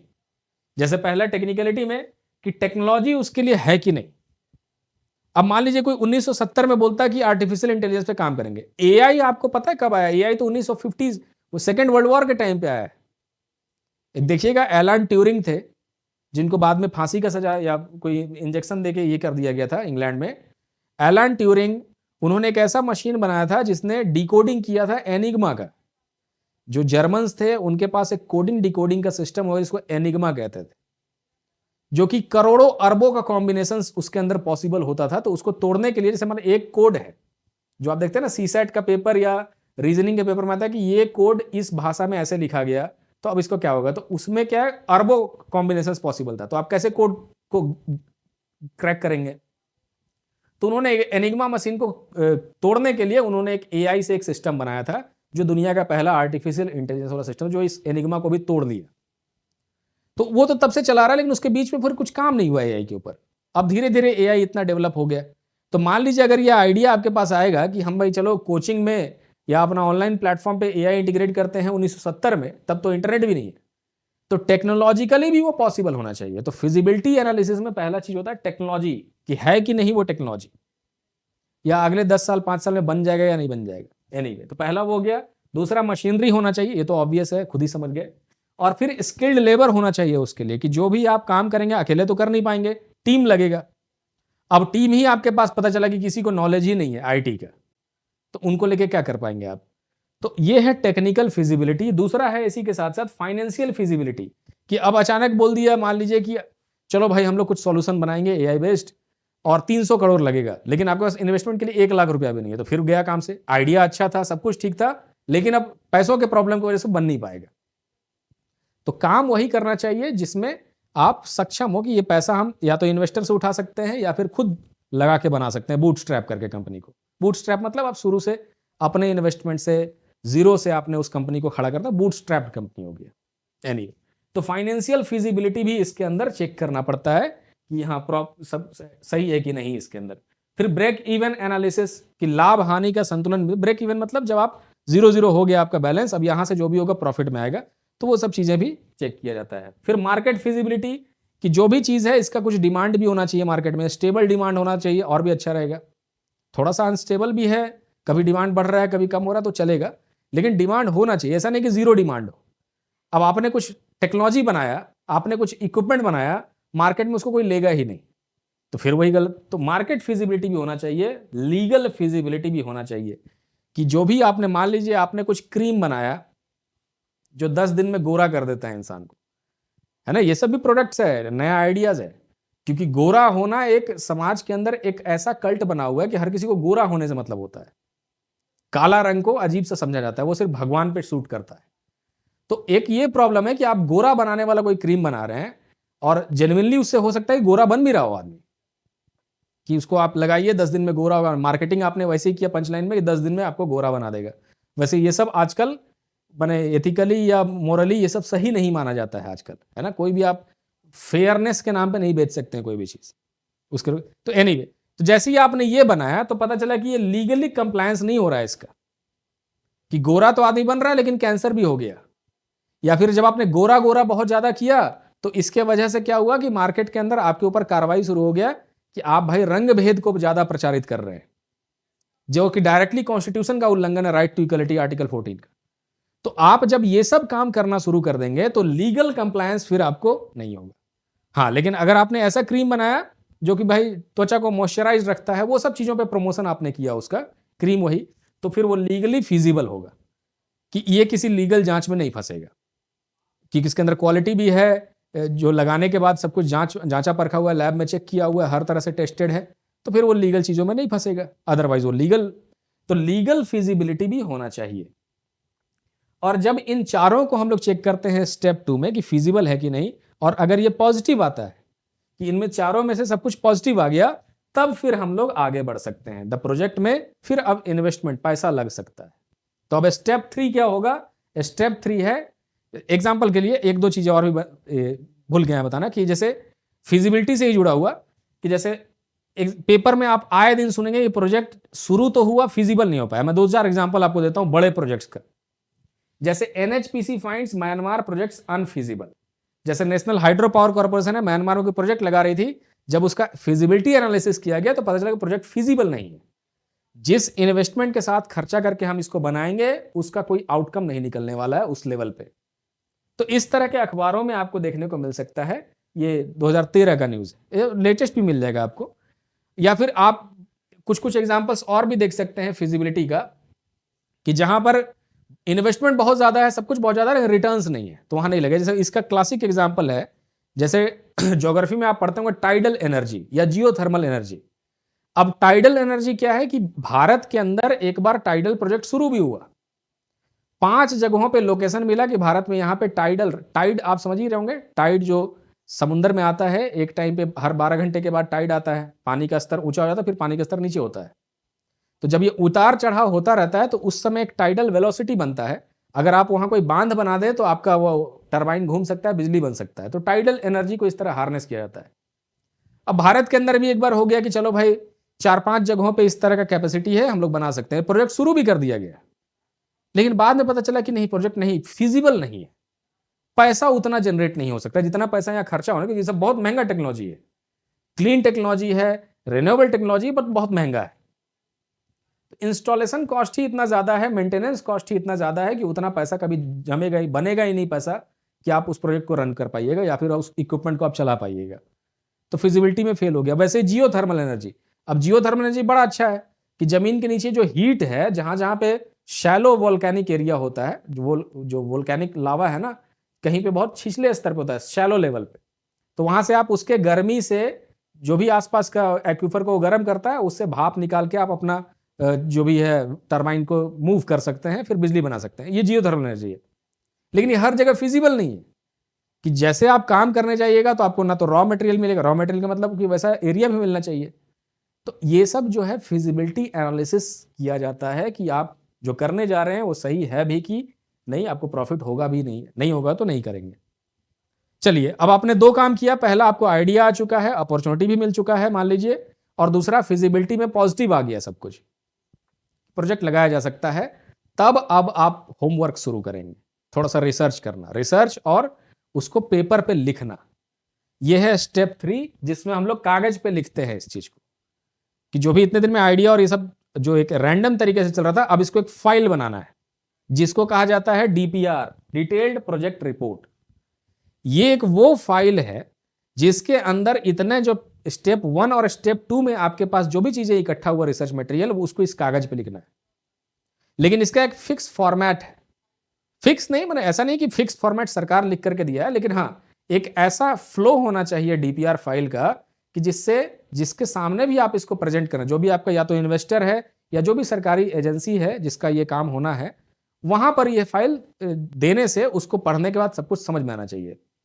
तो डिटेल्ड प्रोजेक्ट रिपोर्ट क्या है कि एक ऐसा डॉक्यूमेंट है जिसको कि जैसे मान लीजिए आपको बैंक में देना है लोन के लिए तो वहां लगेगा, या फिर किसी जगह इन्वेस्टर को देना है या गवर्नमेंट, जो ऐसा मैंने बोला, जहां भी सबमिट करना उसको समझ में आना चाहिए कि आप करने क्या वाले हैं। तो इसको लिखित तौर पे एक देना पड़ता है। इसके अंदर क्या क्या चीजें होना चाहिए, जैसे प्रोडक्ट का प्रोफाइल, कि क्या प्रोडक्ट आप बना रहे हैं, चाहे आप जूता बनाइए, चाहे आप ब्रिज बनाइए, चाहे कुछ भी आप बना रहे हैं, न्यूक्लियर टेक्नोलॉजी पे काम कर रहे हैं, कुछ भी आप कर रहे हैं। कुछ जगहों पे तो सिर्फ गवर्नमेंट ही काम कर सकते हैं, न्यूक्लियर टेक्नोलॉजी सब गवर्नमेंट के लिए रिजर्व्ड है, आपको माने मिलेगा ही नहीं न्यूक्लियर मटेरियल कि आप बाहर रिसर्च कर पाएंगे। एनीवे, तो कुछ कुछ चीजें जो प्रोडक्ट प्रोफाइल की, क्या प्रोडक्ट है आपका। दूसरा है कि मैन्युफैक्चरिंग प्रोसेस, ये कैसे बनता है, क्योंकि मान लीजिए कि आपने उसमें झोल किया है कि प्रोडक्ट तो हम सोच लिए हैं कि भाई मान लीजिए कि मेरे पास एक प्रोडक्ट है या सर्विस है कि हम एआई इंटीग्रेट करेंगे, लेकिन हमको पता ही नहीं कि हम कैसे करेंगे, तो पेपर में लिखेंगे कैसे। और जब तक वो आसान भाषा में सामने वाले को समझ में नहीं होगा, पैसा देगा क्यों हमको। कि बड़ी बड़ी बातें हमने कर दिया कि हम ये बना देंगे वो बना देंगे, लेकिन हमको पता ही नहीं कैसे बनेगा, वो प्रोसेस नहीं पता है, तो फिर सामने वाले का भरोसा नहीं जीत पाएंगे, वो पैसा नहीं देगा आपको इन्वेस्टर। बैंक भी एक इन्वेस्टर ही होता है जो आपको लोन इंटरेस्ट पे दे करके उससे पैसा कमाता है। इन्वेस्टर उसमें या तो इक्विटी लेता है या वो भी लोन दे सकता है, या कभी कभी आपका पूरा कंपनी खरीद लेगा। एनीवे, तो मैन्युफैक्चरिंग प्रोसेस भी उसमें लिखा होना चाहिए। प्लांट जो बनाना है इंडस्ट्रियल यूनिट, उसका लेआउट भी उसमें क्लियर कट होना चाहिए, कि जैसे आपको ये प्लांट का लेआउट है कि यहां से मोबाइल फोन बनेगा, अब इस मोबाइल फोन में असेंबली कहां पे किया जाएगा, चिप कहां मैन्युफैक्चर होगा, या अगर मैन्युफैक्चर करते हैं तो, अगर असेंबली करते हैं तो अलग बात है। जो भी चीजें हैं उसके अंदर मान लीजिए यूटिलिटी वाला फंक्शन कहां पे है, उसका एयर कंडीशनिंग के लिए क्या किया जाएगा, वो सारी चीजों का लेआउट यहां पे पूरा अच्छे से तय होना चाहिए डायग्राम के थ्रू। जो अगला है मशीनरी का रिक्वायरमेंट, वो भी अगले पेज में ठीक से कि हमको इतना इतना मशीन चाहिए, इतने रोबोटिक्स आर्म चाहिए, या फिर मान लीजिए कोई कंस्ट्रक्शन प्रोजेक्ट तो इतना जेसीबी चाहिए, इतना क्रेन चाहिए, इतना पोकलेन चाहिए, इतना हाईवा चाहिए, माइनिंग भी है अगर, तो कुछ भी अगर आपका प्रोजेक्ट है उसके लिए मशीनरी क्या लगना है उसका भी ब्यौरा उसके अंदर होना चाहिए। फिर फाइनल कॉस्ट कितना आएगा, ये तो एस्टिमेटेड होता है, लेकिन फिर भी एक लंप सम कॉस्ट कितना आना चाहिए। और लंप सम का मतलब नहीं कि अंदाजी बिना कैलकुलेशन के आपने बता दिया कि इस पे 500 करोड़ लगभग आएगा, बैंक आपको दे, नहीं वैसा नहीं। प्रॉपर तरीके से पूरा कैलकुलेटेड होना चाहिए, कितना मशीनरी में जाएगा, इतना मैन पावर के हायरिंग में जाएगा, उसके इतने दिन का सैलरी है इतना, ये प्रॉपर तरीके से जब कॉस्ट एस्टिमेटेड होगा तभी आपको हो पाएगा। फाइनेंस आपको कहां से मिल रहा है, तो एक तो मान लीजिए बैंक के पास अगर बैंक से ही मिलने वाला है तो हो सकता है वो 75%, बाकी 25% आप कहां से ला रहे हैं। 100% पैसा इन्वेस्टर कभी नहीं देगा कि पूरा पैसा आपको दे दिया लो काम करो, नहीं, आपको 25% जितना भी आपको होगा 25% 20% अपने पास से ही लगाना होगा। तो आप उसको बताएंगे कि क्या हम अपना धन लगा रहे हैं या फिर इसमें दूसरा भी इन्वेस्टर अवेलेबल है, तब फिर बैंक डिसाइड करेगा कि ये तो पूरा भाई 100% ये सीड फंडिंग पे चल रहे हैं, या फिर 100% पैसा जो है बाहर वाले का लेके ही आदमी काम कर रहा है, तब फिर उसमें भी दिक्कत है कि हो सकता है आपको लोन ही नहीं दे। ये पॉन्जी स्कीम बहुत लोग होते हैं ना, स्कैम करने के चक्कर में भी लगे रहते हैं कि देखिए इतना पैसा वहां से उठाया, इतना आप दे दीजिए, प्रोजेक्ट लगेगा, आप लोग को इतना रिटर्न्स मिल जाएगा। पता चला कि जब वो उसको दे दिया, वो छुट्टी बनाने ऑस्ट्रेलिया निकल गया, वहां से फिर अपना सेल्फी भेज रहा है इंस्टाग्राम। नहीं, तो वैसा स्कैम भी लोग करते हैं और उसका उदाहरण भी बहुत सारा है। तो ये सारी चीजें होना चाहिए। प्रोजेक्टेड इनकम कितना है उसका स्टेटमेंट होना चाहिए। रिस्क एनालिसिस, रिस्क कितना है, पैसा डूबने का क्या रिस्क है उसका भी एनालिसिस प्रॉपर होना चाहिए। एग्जाम्पल के लिए मैं आपको दिखाता हूं, प्रोजेक्ट्स में जब एक दो तरह का डीपीआर मैंने कहीं कहीं से लिया है गूगल से। जैसे देखिए पीडब्ल्यूडी रोड्स का गवर्नमेंट ऑफ आसाम का एक डीपीआर तैयार किया है कंस्ट्रक्शन कंपनी ने। डीपीआर हमेशा कंस्ट्रक्शन कंपनी को जो बनाने जा रही है, जिसके दिमाग में आइडिया है, वही तैयार करेगा और फिर वो अथॉरिटीज को जमा करेगा, वो अप्रूवल देंगे तो फिर उसको अपना आगे हो जाएगा, या बैंक में जमा करेगा, बैंक उसको पैसा देगा। तो जैसे गवर्नमेंट ऑफ आसाम का ये है कि भाई इसका ये डीपीआर है, डिटेल्ड प्रोजेक्ट रिपोर्ट, और इसके अंदर क्या बनाना है उसके बारे में जिक्र है। तो जब इसका पेज पलटेंगे तो कोई 100 पेज का होता है, कोई 250 पेज का भी होता है डीपीआर। उसके अंदर वही सारी चीजें लिखा होगा, पूरा ब्यौरा की कॉस्ट कितना लगना है, मशीनरी क्या लगना है, इसका लेआउट कैसा है। जैसे देखिए यहाँ पे किस लोकेशन पे है, तो ऊपर में ही डाल दिया है इसको कि ये इस जगह पे अवेलेबल है। फिजिबिलिटी का आपने पूरा जांच की, तो ये एक डीपीआर है डॉक्यूमेंट कि जिसको आप सबमिट करेंगे अप्रूवल के लिए। उसी तरह का देखिए ये भी है, जैसे ये तो खैर किसी इंस्टीट्यूट में कोई लड़के का, कोई बच्चे का आपने बनाया होगा उसका है, लेकिन फिर भी वो डीपीआर इसी तरह से बनता है, डिटेल प्रोजेक्ट रिपोर्ट, कि प्रधानमंत्री ग्राम सड़क योजना में हमको जमा करना है कि हमने सड़क का ऐसे ऐसे तैयार किया है, ये देख लीजिए। तो ये इस तरह का डीपीआर होता है जो कि आपको स्टेज 3 में करना पड़ता है। ठीक, अब आता है स्टेप 4, जिसमें आप कि कैसा बिजनेस ऑर्गेनाइजेशन। अब सब कुछ हो गया आपके पास, डीपीआर भी बन गया, उसको आपने अप्रूवल के लिए भेज दिया, मान लीजिए अप्रूवल बन भी गया। अब आपको डिसाइड करना है कि कंपनी कैसा है। कभी कभी स्टेप 4 जो है उसको लोग स्टेप 3 में कर लेते हैं, है ना। जिनके पास थोड़ा सा अपना इन्वेस्टमेंट के लिए भी कैपिटल है, वो पहले से ही कंपनी वगैरह बना लेते हैं कि बिजनेस एंटिटी कैसा होना चाहिए। क्या हम 100% प्रोप्राइटरशिप वाले में करेंगे तो उसका मुनाफा 100% आप रखिएगा, तो फिर इन्वेस्टर को क्या मिलेगा, तो इन्वेस्टर क्यों पैसा लगाएगा। इन्वेस्टर कभी प्रोप्राइटरशिप वाले बिजनेस में पैसा नहीं लगाएगा, उसको इसमें इक्विटी चाहिए। इक्विटी में तो शेयर की, वो भी मालिक बनेगा उस बिजनेस में, है ना। तो एनीवे, इसके अंदर कि कैसा आपका ऑर्गेनाइजेशन। तो कुछ लोग जैसे मान लीजिए जिनका फिनांस जो है, जिनको बैंक से लोन का जरूरत नहीं पड़ता, पूरा 100% अपना भी है, तो आप सोल प्रोप्राइटरशिप में भी काम कर सकते हैं। लेकिन ये सब छोटे बिजनेसेस के लिए ठीक है सोल प्रोप्राइटरशिप, क्योंकि इसमें रिस्क बहुत ज्यादा है ना। बिजनेस डूबा तो एकदम दिवालिया हो सकते हैं। तो एनीवे, तो सोल प्रोप्राइटरशिप कि कैसा आपको कंपनी बनाना है, पार्टनरशिप फर्म, लिमिटेड लायबिलिटी, इसके बारे में जैसा मैंने बोला कंपनीज एक्ट पे पढ़ेंगे डिटेल में विस्तार से। लेकिन यहां के लिए इसमें से एक चुनना होगा कि कैसा कंपनी आप बनाना चाहते हैं, प्राइवेट लिमिटेड, पब्लिक लिमिटेड, कैसा बनाएंगे। तो ये स्टेप 4 में या स्टेप 3 में भी बहुत लोग डिसाइड करते हैं जिनके पास पहले से पूंजी है, अदरवाइज आप स्टेप 4 में भी इसको कर सकते हैं। तो अगला स्टेप क्या हुआ, सिलेक्शन ऑफ बिजनेस का ऑर्गेनाइजेशन, कैसा ऑर्गेनाइजेशन हमारा होगा। मोस्ट ऑफ द केसेस में ये प्राइवेट लिमिटेड में ही इन्वेस्टमेंट मिलता है, प्राइवेट लिमिटेड कंपनी नहीं है तो इन्वेस्टमेंट कम मिलता है एनीवे। और जो पब्लिक लिमिटेड है उसमें तो 7 डायरेक्टर, बहुत उसमें आपका कंपनी ऑलरेडी बहुत ज्यादा स्केल किया हुआ होना चाहिए, तब जाके पब्लिक लिमिटेड बनता है एनीवे। अब जो स्टेप 5 है उसको रजिस्ट्रेशन करना और लीगल फॉर्मेलिटीज करना। ठीक है, मैंने अब कंपनी जो भी आपने चूज कर लिया कि अब प्राइवेट लिमिटेड हमको बनाना है, तो अब उसके लिए उस कंपनी को सरकार में रजिस्टर करना होगा, मिनिस्ट्री ऑफ कॉर्पोरेट अफेयर्स पे। उसके बाद आपको पैन बनवाना होगा, टैन बनवाना होगा, या उद्यम रजिस्ट्रेशन अगर एमएसएमई है तो। मैं इन सब का एग्जांपल्स दिखाता हूं अपनी ही कंपनी। तो एक बार हमने बहुत पहले कोचिंग हमने चालू करने का सोचा था, बहुत पहले, जो कि मैंने उतना प्रॉफिटेबल नहीं रहा क्योंकि कोविड के समय चालू हो गया था, गलती से मैंने चालू हुआ, कोरोना आ गया और उस समय हमको उतना नॉलेज भी नहीं था, तो वो कंपनी डूब गया मान लीजिए। अब उसको ठीक तरीके से हमने नहीं चला पाया, तो उसका भी मैं दिखाता हूँ कैसे इनकॉर्पोरेशन वगैरह, इन सब का फर्स्ट हैंड एक्सपीरियंस है हमको, तो ज़्यादातर मैं अपना ही चीज़ें आपको शेयर करता हूँ।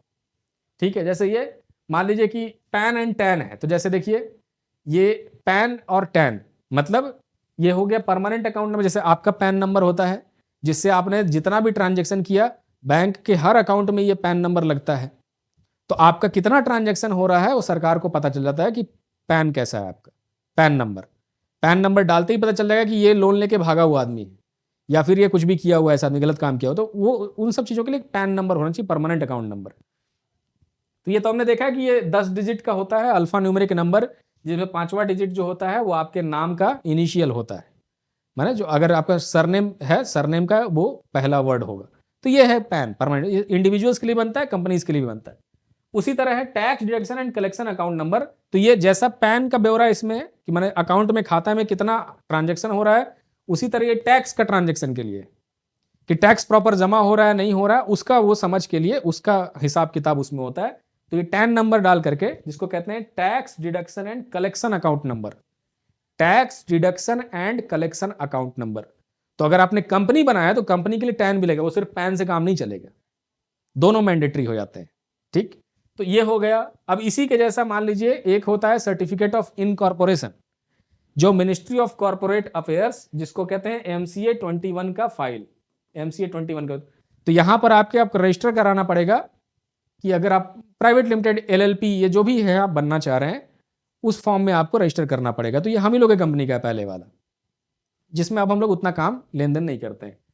तो सर्टिफिकेट ऑफ इनकॉर्पोरेशन, इसमें कंपनी के लिए देखिए परमानेंट अकाउंट नंबर का जानकारी यहां पे ये हो जाएगा, tax deduction and collection account number, tan number ये हो जाएगा। मान लीजिए पैन और टैन दोनों का जानकारी यहां पर दिया जाता है सर्टिफिकेट ऑफ इनकॉर्पोरेशन में। इस सर्टिफिकेट के मिलने के बाद है कि सरकार के अंदर आपने रजिस्ट्रेशन अपना करवा लिया है। और एक चीज और था, उद्यम रजिस्ट्रेशन। अब ये जैसे मान लीजिए आपका एमएसएमई, अभी जो हम लोग का ये लर्नपुर चल रहा है वो जैसे एमएसएमई सर्टिफिकेट ऑफ, इसका उद्यम रजिस्ट्रेशन, देखिए लर्नपुर लर्निंग उद्यम, तो अब ये उद्यम में चल रहा है ना, ये नया वाला कंपनी। तो उद्यम का रजिस्ट्रेशन कुछ ऐसे होता है, जो यहाँ पे आप देख सकते हैं, उद्यम सर्टिफिकेट जाकर के आप करा सकते हैं। कोई बहुत बड़ी चीज नहीं है इसमें, छोटा यूनिट है, हम लोग बहुत स्केल नहीं किए हैं, तो अपना लिमिटेड रूप से काम करते हैं, छोटा सा अपना काम है। तो ये उस तरह से सर्टिफिकेट्स अपना इस तरह से इनकॉर्पोरेट करा के लेना होगा। अब आपका टर्नओवर बहुत है तो जीएसटी वगैरह का नंबर लगेगा, जीएसटी कंप्लायंस।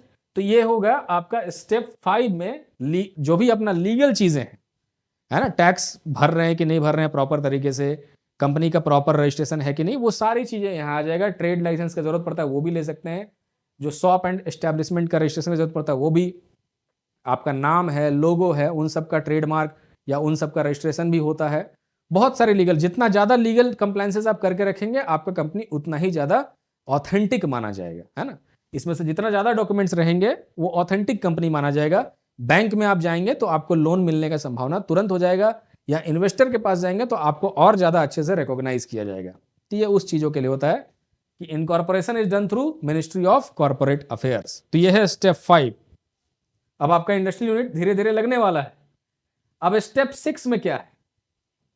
अब स्टेप 6 में है लोकेशन। और जैसे मैंने बोला ना कि ये कोई हार्ड एंड फास्ट रूल नहीं है, हो सकता है कि कुछ लोग लोकेशन पहले से दिमाग में, किसी का अपना लैंड है उसके ऊपर लगाने के लिए वो आइडिया लगाया है, तो जरूरी नहीं कि स्टेप 6 में ही करना है, हो सकता है पहले भी थोड़ा सा हो, लेकिन फिर भी एक स्टेप बाय स्टेप प्रोसेस जो है वो लगने का ऐसा ही होता है। तो अब इसमें जमीन, जो कि सबसे टेढ़ा यहां पर मामला है, अगर जमीन आपके पास पहले से है, माने लोकेशन जो है, जमीन अधिग्रहण बाद में देखेंगे, लोकेशन जो है प्रॉपर पहले सेट करने से पहले कुछ पैरामीटर्स देखना होगा। जैसे मान लीजिए आप रॉ मटेरियल से दूर है, जैसे कि आपको माइनिंग करना है ना, माइनिंग बोल छोड़ दीजिए, माइनिंग तो डायरेक्ट हो गया, आप निकाल रहे हैं वहां से, प्राइमरी सेक्टर हो गया। मान लीजिए आपको पावर प्लांट लगाना है, पावर प्लांट, अब ये पावर प्लांट चलना है आपका कोयले से, कोल से चलेगा, वो भी अच्छे ग्रेड का कोयला चाहिए। घटिया ग्रेड का कोयला यूज करेंगे तो उतना प्रोडक्टिविटी, कैलोरीफिक वैल्यू नहीं होता है कोयले में, वो तो हम खैर इसी बैच में बताए थे, कैलोरीफिक वैल्यू ऑफ कोल वगैरह।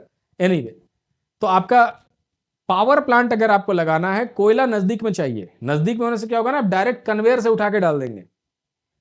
जैसे मान लीजिए छत्तीसगढ़ में जिंदल प्लांट जो है प्रॉफिटेबल क्यों रहता है बिजली बेचने में, क्योंकि वहीं पे जिंदल का माइंस भी है। तो सीधे अपने माइन से उन्होंने क्या किया, कन्वेयर सिस्टम जोड़ के अपने यहां पर वो कोयला डायरेक्ट ले लेते। अगर ये आपके पास माइंस नजदीक में नहीं है, दूर में है, तो आपको प्लांट चलाने के लिए फिर रेलवे का सहायता लेना होगा। फिर क्या होगा कि माइंस में से कोयला जो है लोड होगा ट्रेन में, फिर ये ट्रेन डायरेक्ट आपके प्लांट के अंदर आएगी। ये प्लांट है आपका, ये ट्रेन आई यहां पे, ये यहां पे ट्रेन इसको खाली करेगा, फिर कोयला यहां से फिर ट्रांसपोर्ट करना पड़ेगा आपको, वहां पे जाके अपना जो जहां भी कोल का सीएचपी कोल स्टोरेज यार्ड है, फिर जाएगा वो सीएचपी कोल हैंडलिंग प्लांट में। तो ये लंबा चौड़ा यहां पर फिर प्रॉब्लम है। तो आपका तो प्रॉफिट मार्जिन कम हो गया ना, बिजली जितने में आप बेचेंगे, सिर्फ ये फीचर नहीं है आपके पास कि कोयला नजदीक में नहीं मिल रहा है, तो आप तो गए काम से, क्योंकि आपका फिर यहाँ प्रॉफिट कम हो जाएगा। ऐसा नहीं कि जीरो प्रॉफिट होगा, प्रॉफिट हो सकता है कि हो, लेकिन कम होगा। लेकिन अगर आपने सिर्फ यहाँ कन्वेयर बेल्ट से कोयला अगर आप ले रहे हैं अपने माइन से, तब तो सोचिए कितना प्रॉफिट होगा, क्योंकि अब यहाँ खाली बिजली का खर्च है। जो मोटर घूम रहा है कन्वेयर चलाने के लिए, खाली उसी में बिजली खपत हो रहा है, तो आपका प्रॉफिट का मार्जिन हाई होगा। तो रॉ मटेरियल बहुत जरूरी चीज है कि वो आपके नजदीक, जितना नजदीक आप रॉ मटेरियल के हैं उतना ही फायदा है। जरूरी नहीं कि एकदम उसी में बैठ जाइए, हाँ, लेकिन जितना पास हो तो ट्रांसपोर्टेशन का कॉस्ट जो है मिनिमाइज होता है। बहुत ज्यादा खर्चीला काम है ट्रांसपोर्टेशन। एनीवे, मार्केट होना चाहिए अगेन, कि अब मान लीजिए कि आपके पास मार्केट नहीं है, कि बिजली बनाना है लेकिन बिजली का खरीदार कोई नहीं है, क्योंकि उस एरिया में पहले से ही बिजली है, तो फिर गए काम से। या फिर आप मान लीजिए आपको कहीं पे ढूंढ, जैसे मान लीजिए अडानी का गोड्डा में प्लांट है, तो अडानी का गोड्डा में प्लांट है क्योंकि उसका खरीदार भी है बांग्लादेश, तो पहले मार्केट भी उसका होना चाहिए कि जो प्रोडक्ट आप बनाने जा रहे हैं उसका प्रॉपर मार्केट में भी एक्सेस होना चाहिए, है ना। ऐसा नहीं कि आप मार्केट तक पहुंचे ही नहीं।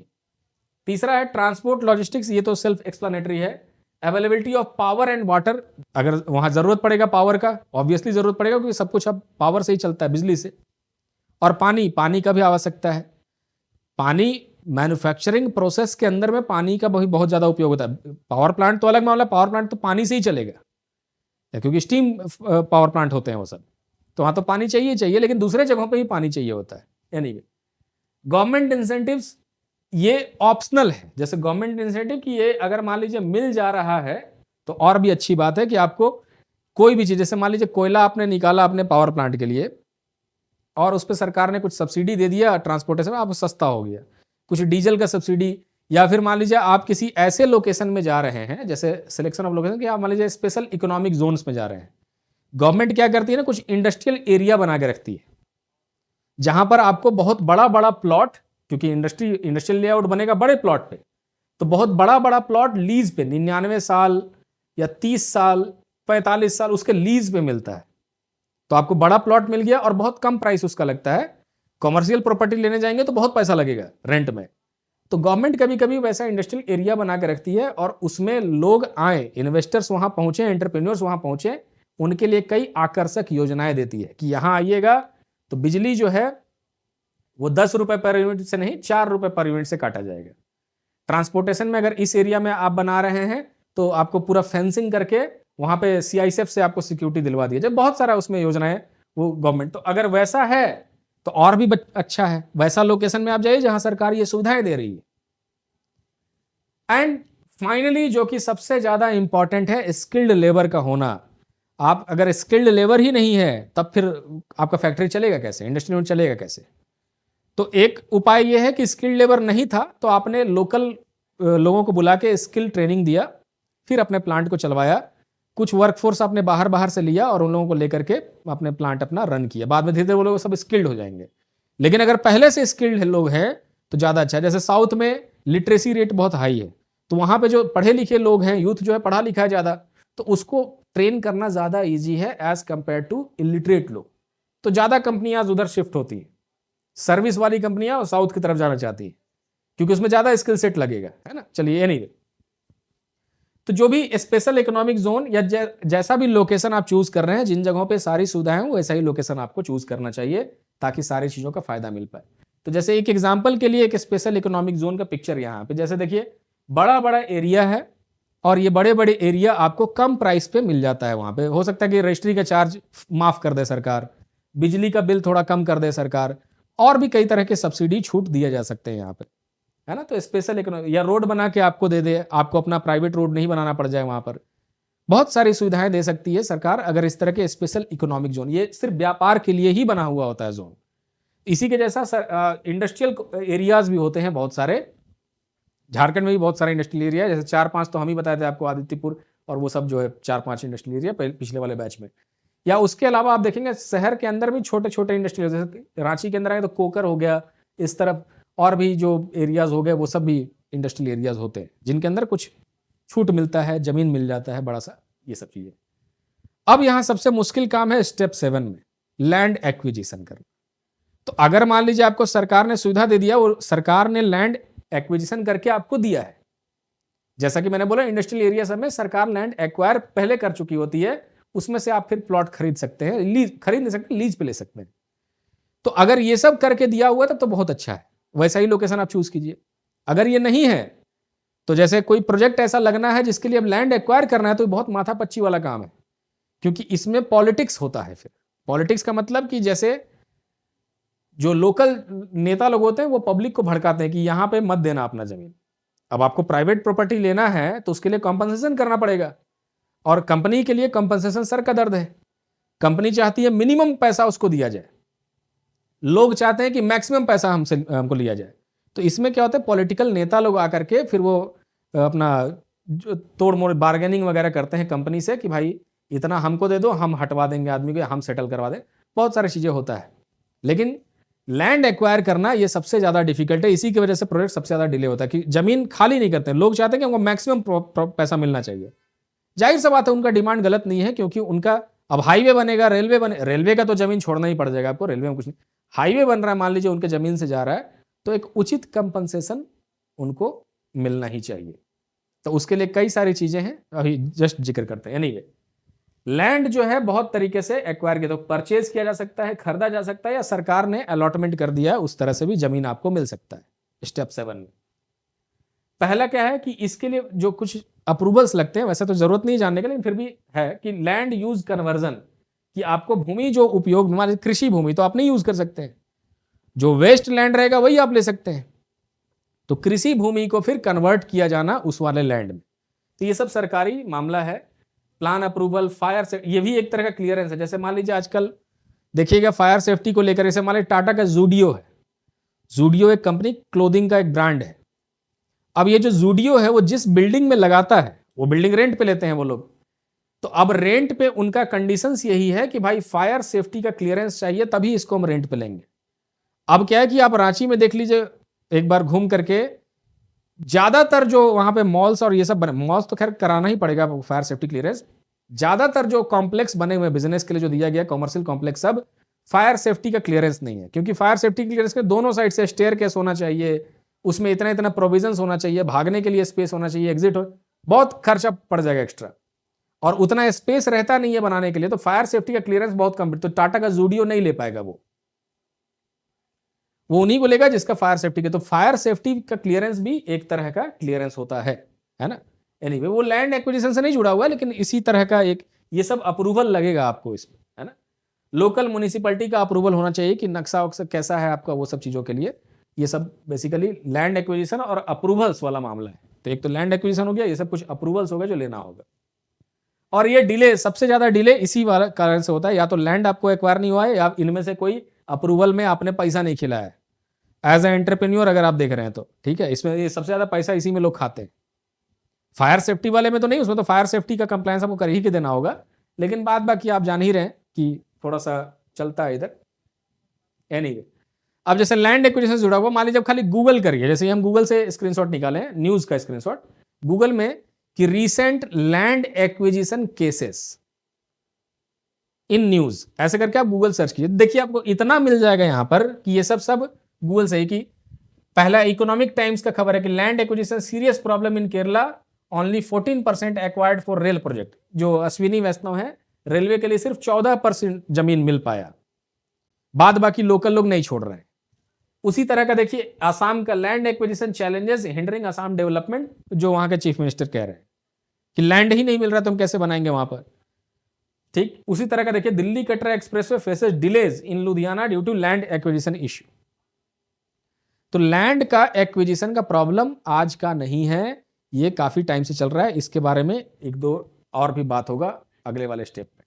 अब लैंड एक्विजिशन का प्रॉब्लम क्या है, ये कंपनसेशन वाला सिस्टम। पहले 1894 में एक एक्ट बना, 2013 में भी एक्ट बना, लेकिन वो चल रहा है ब्रिटिश कानून है कि लैंड किसी का प्राइवेट प्रॉपर्टी एक्वायर करना है तो उसके लिए कंपनसेशन वगैरह सिस्टम। तो ये है उसका ब्रीफली, अगर देखना चाहते हैं तो हल्का से देख सकते हैं कि जैसे मेन रूल क्या क्या है, कि लैंड एक्विजिशन क्या कहता है। लैंड एक्विजिशन एक्ट जो है 1894 वो क्या कहता है कि पहला जो है सोशल इंपैक्ट असेसमेंट होना चाहिए, कि जो भी आपने यहां पर इंडस्ट्रियल यूनिट या जो भी प्रोजेक्ट आपने लगाया, समाज पे उसका क्या असर पड़ रहा है। तो पहला चीज तो ये।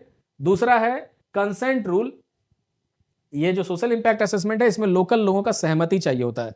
70% लोग किसी समाज में जब सहमत होंगे कि ये प्रोजेक्ट लगना चाहिए, तभी जाके अप्रूव होगा, और सरकारी के लिए। अगर प्राइवेट कंपनी का वहां पे कुछ प्राइवेट प्रोजेक्ट लग रहा है तो 80% लोगों का मानना मैंडेटरी है, उतने लोग सहमति देंगे तभी वो प्रोजेक्ट वगैरह वहां पे लग पाएगा। उसी तरह जो कंसेंट रूल है, जो कंसेंट रूल मैंने बताया आपको यहाँ पर कि सरकारी के लिए 70% और गैर सरकारी के लिए प्राइवेट कंपनियों के लिए 80% लोगों का, किसी भी समाज में कि जो भी एरिया है उसमें से 80% लोगों का सहमति होना चाहिए। अब इसी में मामला फंसा रहता है, कुछ लोग सहमत होते हैं, कुछ लोग नहीं होते, है ना। फिर एक कंपनसेशन की, जैसे भाई आप जो भी फार्मर है, मान लीजिए कि रूरल एरिया, फार्मर को 4 गुना मार्केट वैल्यू से, जैसे जमीन का रेट जो भी आ रहा है, गांव में तो उतना जमीन का रेट नहीं होता है, फार्मिंग लैंड का उतना रेट नहीं होता है, तो जैसे 1 लाख रुपया डिसमिल है तो 4 लाख रुपया डिसमिल के रेट से उसको कंपनसेशन मिलना चाहिए 4 टाइम्स। उसी तरह ये सब जितना भी पैसा उनको मिला है वो सब टैक्स फ्री होना चाहिए, यानी कि 4 लाख आपको मिला, सरकार पहुंच गई, निर्मला सीतारमण पहुंच गई कि टैक्स दो भैया इसमें हमको, तो 1 लाख का जमीन का 4 लाख मिला और 2 लाख रुपए टैक्स में लेके चली गई, तो ये सब नहीं होना चाहिए, टैक्स फ्री होना चाहिए। तो यहां पर रूल्स यही सब कहते हैं जिनके वजह से मामला फंसा था, क्योंकि अब, और ये पैसा ऑन द स्पॉट चाहिए, है ना, ये नहीं कि आप यहां चलो अभी जमीन दे दो, लिख दो और फिर पैसा ले लेना के 25-30 साल के बाद, वैसा नहीं है, ऑन द स्पॉट पहले पैसा मिलेगा। तो ये कंपनियां के पास जिनको लैंड एक्वायर करने का है उनके पास बहुत जबरदस्त मात्रा में पहले कैपिटल होना चाहिए। इसलिए आप देखेंगे कि गडकरी जी रोड क्यों बनवा पाए, क्योंकि गडकरी जी ने बहुत सारा प्राइवेट पार्टीज को इन्वॉल्व किया इसके अंदर। लैंड एक्वायर करती सरकार ही है, लेकिन पैसा तुरंत वो कंपनी देती है जिस कंपनी को बनाना है रोड। जैसे L&T है तो L&T, गैमन इंडिया है, तो ये सब बड़ी बड़ी जो जायंट कंपनियां हैं ये आती हैं और फटाफट लैंड एक्विजिशन का पूरा पैसा सेटल कर देती हैं, जितना वो मुंह खोलता है उतना पैसा दे देती है। लैंड एक्वायर हो गया, अब धड़ल्ले से रोड बनता है उसके ऊपर, जैसे BOT मॉडल है, PPP मॉडल है, बहुत सारा public private partnership, build operate transfer की रोड प्राइवेट कंपनी, मान लीजिए 2 लाख करोड़ का रोड है तो प्राइवेट कंपनी ने अपना पैसा लगा के रोड बनाया, सरकार के पास उतना पैसा है नहीं, तो L&T ने रोड बनाया, रोड बनाने के बाद उसके ऊपर टोल लगाया और टोल लगाने के बाद जब उसका पूरा पैसा वसूल हो गया तब वो सरकार को हैंड ओवर कर देगी। तो ये सब कुछ इन्वेस्टमेंट मॉडल्स हैं जिसके तहत वो सब काम होते हैं। एनीवे, फाइनली जब वो सब कर करा लिया आपने, जमीन मिल गया आपको, अगला प्रोसेस क्या है कि अब एनवायरमेंट और पॉल्यूशन का क्लियरेंस लीजिए। यहां भी बहुत डिले होता है, लेकिन आजकल नहीं। पहले का जो दौर था जब, तो अब तो सिंगल विंडो क्लियरेंस सिस्टम है कि एनवायरमेंट का तुरंत आपको मिल जाएगा, पॉल्यूशन का क्लियरेंस मिल जाएगा, लेकिन पहले का दौर ये था कि लेफ्ट विंग गवर्नमेंट हुआ करती थी, कांग्रेस लेफ्ट विंग है, तो लेफ्ट विंग में ज्यादा प्राइवेट पार्टी को या कैपिटलिज्म को सपोर्ट नहीं करते हैं। सोशलिस्ट गवर्नमेंट में कैपिटलिस्ट पूंजीवादी लोगों को सब समर्थन नहीं मिलता है, तो वहां एनवायरमेंट क्लियरेंस, ये सब क्लियरेंस में फंसा रहता था, जो हमने पीछे के क्लास में इंडस्ट्रियल पॉलिसी में देखा भी है। अब ये सब थोड़ा सा जल्दी हो जाता है, बट फिर भी एक मेजर, तो consent to establish, consent to operate, environmental impact assessment, ये सब चीजें कराएंगे तभी जाके मिलेगा। एनवायरमेंटल इंपैक्ट असेसमेंट का हमको याद कराइएगा, इस वाले का मैं आपको वीडियो दे दूंगा इसी वाले बैच में, ताकि आप जान लें, एक्स्ट्रा इन्फॉर्मेशन के तौर पे कुछ कुछ एक्स्ट्रा भी जानना जरूरी होता है। तो जब इंडस्ट्रियल यूनिट लगाना होगा तो पहले तो एस्टैब्लिश करने के लिए कंसेंट, फिर ऑपरेट करने के लिए कंसेंट, और ये सिर्फ ऐसा नहीं कि सरकार से ही हो रहा है, ये लोकल लोगों का भी इन्वॉल्वमेंट इसमें होता है, उनका भी कंसेंट लगता है तभी। और एनवायरमेंटल इंपैक्ट असेसमेंट तो होगा ही, अपने आप में बहुत बड़ा प्रोसेस है वो। फाइनली जो स्टेप 9 है उसके अंदर, अब जब सब कुछ हो चुका है, अब फिनांस का अरेंजमेंट कीजिए, है ना।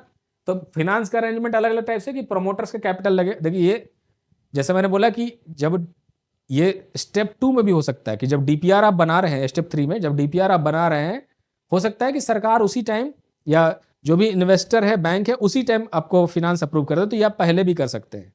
लेकिन एक लिखने के क्रम में एक आप कभी भी लिख सकते हैं कि फिनांस का, तो इसमें टर्म लोन मिलेगा जो लंबे समय के लिए लोन होते हैं, वर्किंग कैपिटल के लिए लोन कि आप काम करना है, सैलरी देना है, वो सब करना है, डीजल तेल पानी सबके लिए जो पैसा लगना है वो वर्किंग कैपिटल हो गया। गवर्नमेंट सब्सिडी कि गवर्नमेंट से क्या अनुदान मिलता है आपको, क्या चीज सस्ता करके आपको दिया जा रहा है, वो सब चीज।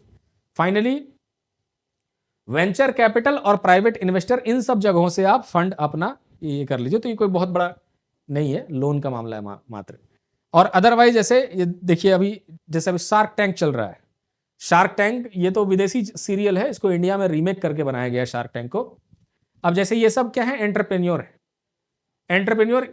अब यहाँ पे ये लोग कुछ बना लिए हैं प्रोजेक्ट, अपना पैसा लगा के, चाहे जिससे भी उधार मांग के, इन्होंने अपना कुछ सामान बनाया, सर्विस बनाया, उसको लेके अब वो दिखा रहे हैं इन्वेस्टर को, इन्वेस्टर के सामने DPR रख रहे हैं, सब कुछ बता रहे हैं डिटेल में, और फिर उनसे पैसा मांग रहे हैं।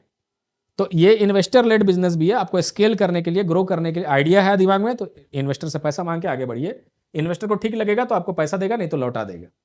तो ये अरेंजमेंट ऑफ फिनांस वाला पार्ट है, जहां या तो इन्वेस्टर से लीजिए या बैंक से लीजिए, जहां से भी लेना लीजिए। और जैसा मैंने आपको बताया कि टोल वगैरह लगा करके लोग, जैसे सरकार को मान लीजिए फिनांस इकट्ठा करना है, तो सरकार कहां से करेगी, उतना पैसा है नहीं। तो कई तरह के इन्वेस्टमेंट मॉडल होते हैं, जिसको हम लोग कहते हैं इन्वेस्टमेंट मॉडल। अब सरकार को इसमें बहुत ज्यादा जब पैसा चाहिए होता है, बहुत ज्यादा, तो वो लोग क्या करते हैं, PPP model, public private partnership, जिसमें एल&टी और सरकार ये दोनों एक पार्टनरशिप में आते हैं। एक कंपनी फॉर्म किया जाता है और उस कंपनी के बाद वो दोनों पार्टनरशिप में रहते हैं, और फिर कुछ पैसा वो लगाते हैं, कुछ पैसा एल&टी लगाता है, मिलके बड़ा कॉर्पस जमा होगा तो एक बड़ा प्रोजेक्ट बनता है। एक ये तरीका है। दूसरा ये है कि बिल्ड ऑपरेट, बीओटी मॉडल है, कि जिसके अंदर बिल्ड करेगा एल&टी, प्राइवेट पार्टी अपना पैसा लगा करके ऑपरेट करेगा, इस तरह का टोल लगा लगा के पैसा जमा करेगा, अपना पूंजी जब निकल जाएगा प्रॉफिट के साथ, तब फिर वो हैंड ओवर कर देगा, उसके बाद टोल का सिस्टम खत्म हो जाएगा। लेकिन देश में क्या है ना, एक बार टोल लगता है ना, फिर टोल हटता नहीं है, पैसा कई गुना वसूल लेते हैं, फिर भी टोल लगा ही रहता है। तो इसका विरोध करने के लिए कई सारी पॉलिटिकल पार्टी है, महाराष्ट्र नवनिर्माण सेना एटसेट्रा एटसेट्रा, बहुत सारी पार्टियां। फाइनली जो आपका स्टेप 10 है, जिसमें अब आपको अपना जो भी प्रोजेक्ट हो गया, फिनांस भी मिल गया, जमीन भी मिल गया, सब कुछ हो गया है, तो मशीनरी चाहिए कि ये इंडस्ट्रियल यूनिट लगाने के लिए हमको इतना जेसीबी चाहिए, उतना जो भी चीज चाहिए, जो भी आपने डीपीआर में बनाया हो, वो सारा मशीनरी को अब आपको प्रोक्योर करना है। और ध्यान क्या क्या रखना है, हल्का हल्का ये सब भी लिखा हुआ है कि क्या ध्यान रखना है। तो टेक्नोलॉजी का सिलेक्शन की जरूरत है आपको, जेसीबी का आपने खरीदा कोई और मशीन है ना, आपको जरूरत है क्रेन का, 300 टन के क्रेन का, आपने खरीदा है 50 टन का क्रेन, 6 पीस, तो पता चला कि 300 टन वाले क्रेन से 8 गुना ज्यादा दाम हो गया। उस तरह से नहीं करना, जो जरूरत है वही चीज का आपको परचेजिंग करना है। और वो आप माने जो इन्वेस्टर होगा या जो शेयर होल्डर या बैंक होगा, आपको दूसरा कुछ करने ही नहीं देगा, पैसा देगा ही नहीं उसके लिए। एनीवे, फाइनली जो स्टेप 11 है, मैन पावर हायर कीजिए। लेबर्स का जो अगर जहां पे काम है, जैसे फैक्ट्री बनाना है, प्लांट बनाना है, लेबर लगेगा, तो लेबर को हायर कीजिए, प्लस उस फैक्ट्री को चलाने के लिए सुपरवाइजर्स को हायर कीजिए, इंटरव्यूज होंगे, इंजीनियर्स को हायर कीजिए, सबको हायर करके एक पूरा टीम लगेगा यहां पर लोगों का। जैसे आप देखिए कि आजकल लेबर हायर करने के लिए इंडिया मार्ट देखा है ना आपने, वेबसाइट इंडिया मार्ट, जिसपे आप कुछ सामान बड़ा परचेज करना, मशीन पर, तो आप वहां डाल सकते हैं कि ये मशीन चाहिए, आपको तुरंत कॉल आएगा, आप उसको बात कर लीजिए। या आपके पास कुछ सर्विस है, मशीन है, आप उस पर दे सकते हैं, अपना ऐड बना सकते हैं। एनीवे, तो जैसे देखिए minimum 60 to 100 labour man power supply service, एक कोई कंपनी है XYZ, अब ये कंपनी जो है लेबर सप्लाई करने का काम करती है। ऐसा बहुत सारे प्राइवेट कॉन्ट्रैक्टर भी होते हैं जो लेबर सप्लाई करते हैं।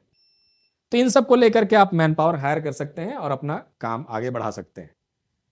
फाइनली स्टेप 12, अब छोटे छोटे स्टेप है, बड़ा स्टेप नहीं है, इसलिए समय नहीं लगेगा। छोटे स्टेप में क्या है कि अब बिजली का कनेक्शन लेना, पानी का सप्लाई लेना, लेकिन वो भी तो एक स्टेप है ना। तो उसमें अब मान लीजिए कि आपका बड़ा प्लांट है, बड़ा यूनिट है, तो 50 kV 100 kV का बिजली का जरूरत पड़ रहा है, तो वो सब आप अप्रूवल लीजिए, वहां से कनेक्शन लीजिए, फिर वो सब अपना काम कीजिए सिस्टम से। जो अगला है ट्रायल प्रोडक्शन। अब यहां पे जैसे ट्रायल प्रोडक्शन मतलब कि पहले कुछ यूनिट बनाइए, ध्यान रखिएगा प्रोटोटाइप नहीं है।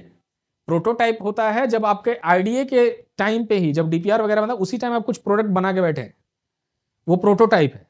अब उसको स्केल करने के लिए, उसको और रेप्लिका बनाने, माने उसका फाइनल प्रोडक्ट बनाने के लिए आपको इंडस्ट्रियल यूनिट चाहिए होगा। तो वो बनाते हैं जब इन्वेस्टमेंट वगैरह लेना, उसके पहले प्रोटोटाइप।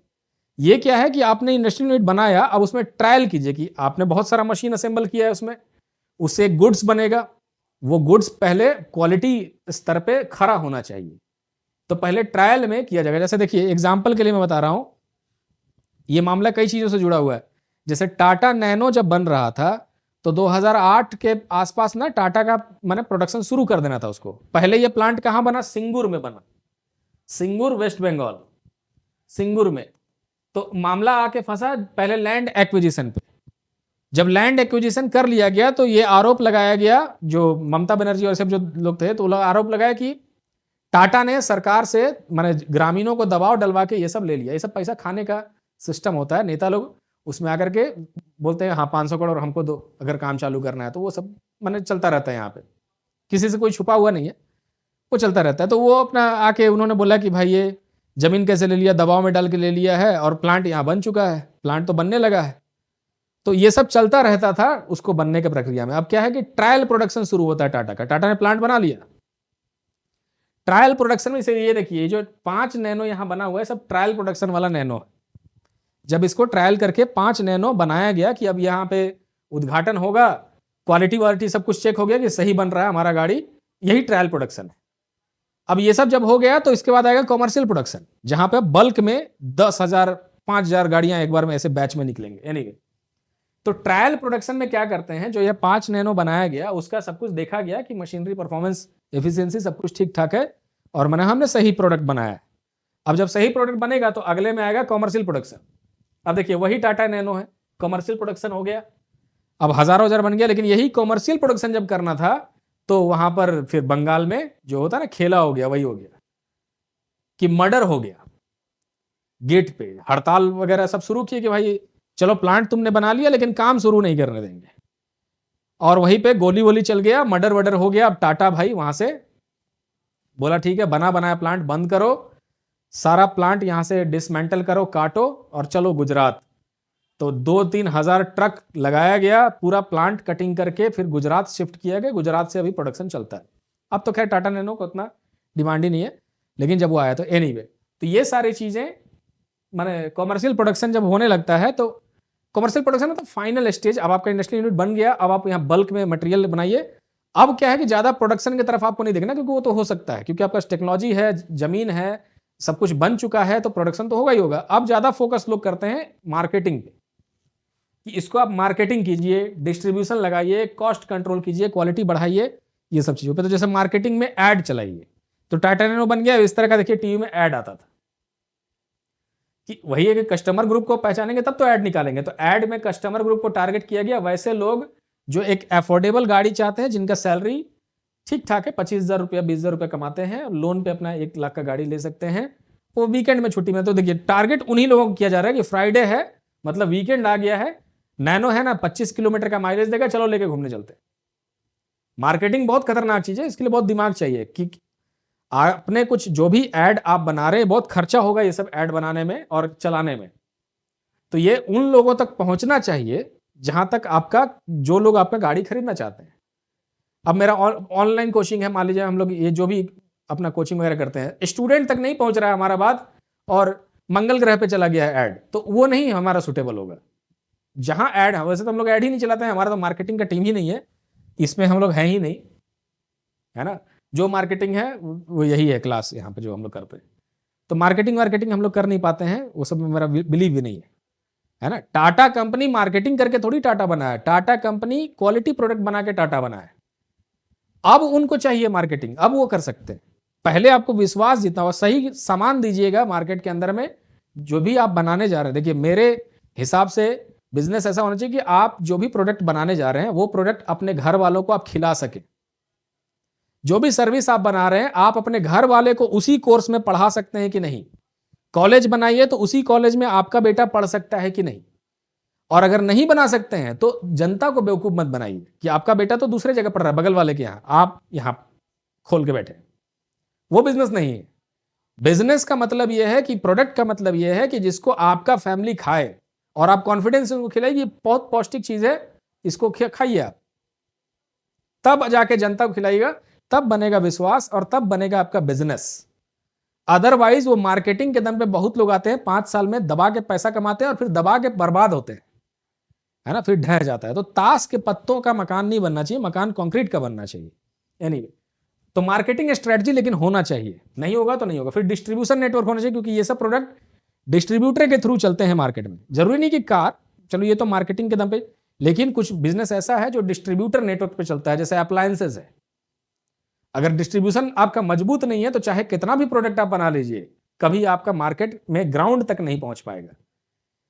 कि है ना, प्रचार चल रहा है, आप रिक्वायरमेंट लेके गए, पता चला दुकान में वो टीवी नहीं, अरे आएगा आएगा, तो आएगा, कस्टमर उतना वेट थोड़ी करेगा, उसको तो आज ही खरीदना है, परचेज करना है।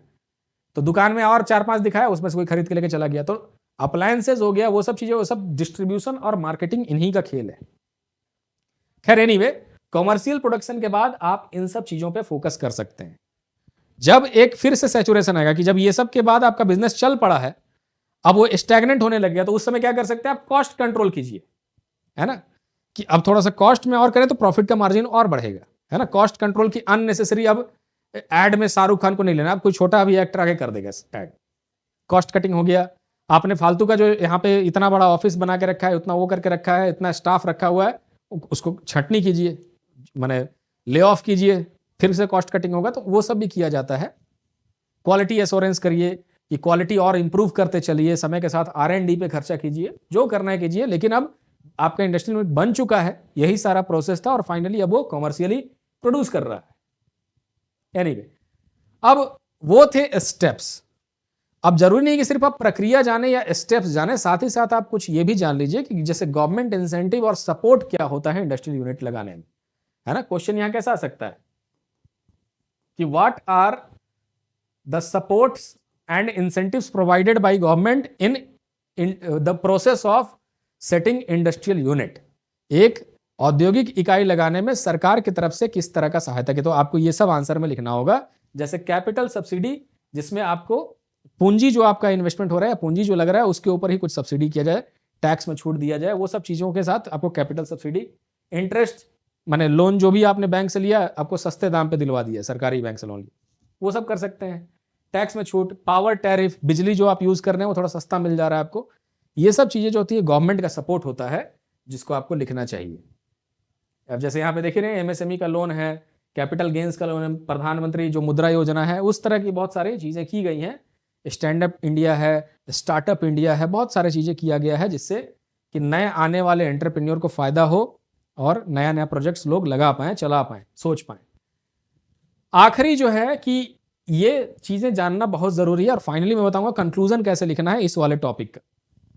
तो ये जो आखिरी चीज, मैंने सेकंड लास्ट चीज है कंक्लूजन से पहले, कि भाई कॉमन चैलेंजेस क्या आते हैं इंडस्ट्रियल यूनिट को सेटअप करने में। कॉमन चैलेंज क्या होगा? बड़ा सिंपल, कि अप्रूवल्स मिलने में डिले, अप्रूवल्स या फिर क्लियरेंस मिलने में डिले। क्लियरेंस, एनवायरमेंटल क्लियरेंस हो, कोई भी क्लियरेंस हो या अप्रूवल हो, जैसे DPR आपने बनाया, अब सरकार मंत्रालय में आपने दिया, या जो भी कंसर्न अथॉरिटी को दिया, वही डिले कर रहा है, आपका फाइल दबा दिया है, पैसे का डिमांड का, तो ये सब डिले होता है।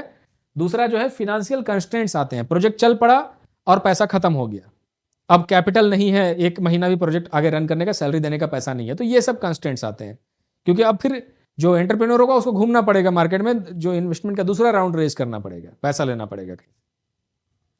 इंफ्रास्ट्रक्चर बॉटलनेक्स, कि आपने जैसे मान लीजिए आपका प्रोजेक्ट कहीं पे चल रहा है, वो लग रहा है कहीं पे, मान लीजिए कि एग्जांपल के लिए रांची के किसी दूर एरिया में लग रहा है, वहां तक रोड ही नहीं बन पाया, या जो रोड बना टूट गया, वेदर में उतना ऑल वेदर रोड नहीं था, तो ये सब इंफ्रास्ट्रक्चर का बॉटलनेक्स की प्रॉब्लम है। हिली एरिया में काम हो रहा था, वहां पे जाने के लिए संसाधन नहीं है, बड़ा मशीनरी अब जाना है, वो बैठा हुआ है, साल भर से वो मशीन वहीं पे लटका हुआ है, उसका भी पैसा आप दे रहे हैं, इन्वेंट्री का भी पैसा दे रहे हैं, वहां पे स्टोरेज का भी पैसा दे रहे हैं, लेकिन आप कुछ कर नहीं सकते क्योंकि आपका इंफ्रास्ट्रक्चर वैसा था ही नहीं कि वो मशीन वहां से आपके इंडस्ट्रियल यूनिट तक पहुंच पाए। इंडस्ट्रियल यूनिट को एक्सपेंशन करें, मान लीजिए आपने ऐसा जगह पे अपना यूनिट सेटअप किया जहां से एक्सपेंशन का आगे का स्कोप ही नहीं है, तो अब जब प्रोडक्शन को स्केल करना है तो कैसे उसको एक्सपैंड करेंगे? तो वो सब इंफ्रास्ट्रक्चर का बॉटलनेक्स है। कंप्लायंस का बर्डन है कि आए दिन मान लीजिए कोई नया नियम आ गया, CPCB का नियम बदल गया, अब इसमें एक और पेपर ऐड करना है कि भाई ये भी हमको ऐड करके दो, तो कंप्लायंस भी बढ़ सकता है, वो बर्डन रहेगा। मार्केट, जो कि सबसे बड़ा डिसाइडिंग फैक्टर होता है, मार्केट जिसके अंदर आपके प्रोडक्ट का, बनाए हुए प्रोडक्ट का या सर्विस का डिमांड क्रिएट हुआ रहता है। अगर मार्केट अनस्टेबल, जैसे कोविड का जो मैंने शुरुआत में बोला, कोविड आ गया, अब मार्केट में इस प्रोडक्ट का डिमांड घट गया, जैसे लग्जरी गुड्स का डिमांड घट गया, कि लोग आ गए कि भाई लग्जरी गुड अभी नहीं खरीदना है, कोई गाड़ी खरीदना है वो नहीं खरीदना है अभी, ठीक है, उसका डिमांड, तो फिर जो प्रोडक्शन वाली कंपनियां थी वो फिर बर्बाद होंगी।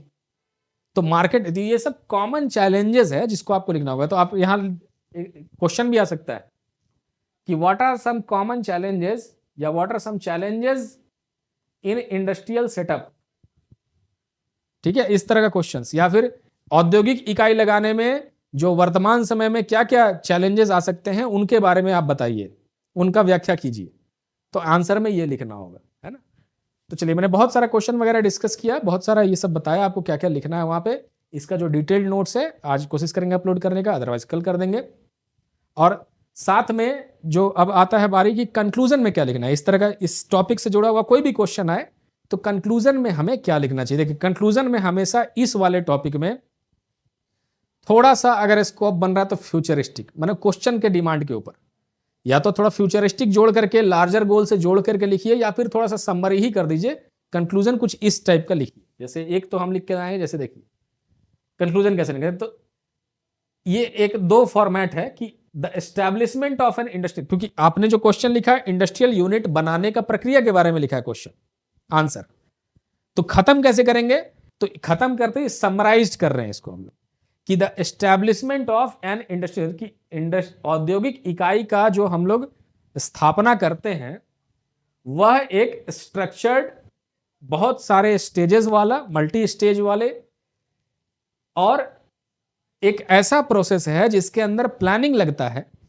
जिसके अंदर रजिस्ट्रेशन कराना पड़ता है, फिनांस लगता है, मुद्रा लगेगा, कंप्लायंस वाला करना पड़ता है, और फिर इंफ्रास्ट्रक्चर भी सेटअप करना पड़ता है। मतलब हिंदी में कुछ इस तरह का आप लिखिए कि ये औद्योगिक इकाई को स्थापित करने में, मैंने जितना भी चीज आपने लिखा है ना आंसर में, उस सबको समराइज करके एक छोटा सा लिख दीजिए कि औद्योगिक इकाई को लगाने में हमें, क्योंकि ये एक माने स्टेज है, बहुआयाम या ऐसा कुछ होगा इसके लिए वर्ड, मल्टी स्टेज, कि एक स्टेज में तो होगा नहीं, कई चरणों में होने वाला एक प्रक्रिया है, जिसके लिए हमें फिनांस की आवश्यकता पड़ती है, लैंड की आवश्यकता पड़ती है। जो भी चीज आपने लिखा आंसर में उन सबको समराइज कर दीजिए यहां पर कि ये एक ऐसा प्रक्रिया, ये बताते हुए। ठीक, अब अगर क्वेश्चन में मान लीजिए प्रॉब्लम इश्यू वगैरह कुछ था जिसका सॉल्यूशन वगैरह है, तो यहां फ्यूचरिस्टिक फिर लिखना होगा, या लार्जर गोल से, कि विकसित भारत के लिए सरकार ने जो ये चीजें की, कुछ योजनाएं लिख दीजिए एक आध एग्जांपल में, कि जो स्टार्टअप इंडिया प्रोग्राम भारत ने चलाया है, भारतीय सरकार ने चलाया है, वो विकसित भारत बनने के क्रम में और औद्योगिक इकाइयां लगाने के लिए एक बहुत अच्छा पहल माना जाएगा, जिससे कि नए एंटरप्रेन्योर जो यंग लोग हैं वो बहुत ज्यादा इसमें थोड़ा मोटिवेटेड फील होंगे। तो ये फ्यूचरिस्टिक लिखिए, लार्जर गोल लिख दे रहे हैं यहां पे कि फ्यूचरिस्टिक लार्जर गोल से जुड़ा हुआ, लार्जर गोल मतलब वही विकसित भारत, ये है लार्जर गोल की बड़ा उद्देश्य, उसमें कैसे ये चीज भूमिका निभा रहा है वो हो गया। फ्यूचरिस्टिक मतलब आने वाले समय के लिए क्यों ये बेहतर, या कोई स्टेप लिखना होगा, फिर इन सब को लिखने के लिए आपको कोई स्टेप लिखना होगा, सरकार का कोई कदम लिखना होगा, और ऑब्वियसली सरकार का ही कोई कदम, क्योंकि बाकी किसी बैंक का ऐसा तो याद नहीं रहेगा आपको, तो सरकार का ही कोई कदम ऐसा रहेगा जो कि फ्यूचर की तरफ लेके जा रहा है, या फिर इंडस्ट्रियल यूनिट को लगाना और आसान बना रहा है, या फिर ये सब चीजें हो रही है। ठीक है, और फाइनली अगर समरी बेस्ड लिखना है तो इस तरह का समरी बेस्ड लिखना चाहिए कि इंडस्ट्रियल यूनिट लगाने के लिए इन सब चीजों का जरूरत पड़ता है, और अगर हम सिस्टमैटिक अप्रोच से काम करें, लीगल कंप्लायंस कर दें, तो हमारा इंडस्ट्री बहुत आसानी से और बहुत स्मूथली लग सकता है। ठीक है, तो ये था इसका कंक्लूजन, जिसमें आप समरी बेस्ड फ्यूचरिस्टिक करने के लिए फिर योजना वगैरह कुछ लिखना पड़ेगा, सरकार का कोई इंटरवेंशन लिखना होगा, अदरवाइज इस तरह का समरी बेस्ड करके कि क्या है ये प्रक्रिया और इस प्रक्रिया को कैसे करना चाहिए, ऐसे लिख करके कंक्लूजन आप अपना लिख सकते हैं। ठीक है, तो चलिए हम लोग मिलेंगे फिर नेक्स्ट क्लास में, और नेक्स्ट क्लास में आगे मैं सिक इंडस्ट्रीज और उन सब चीजों को शुरू करूंगा। आपको कोई डाउट है तो यहां पर हमको फटाक से पूछिए।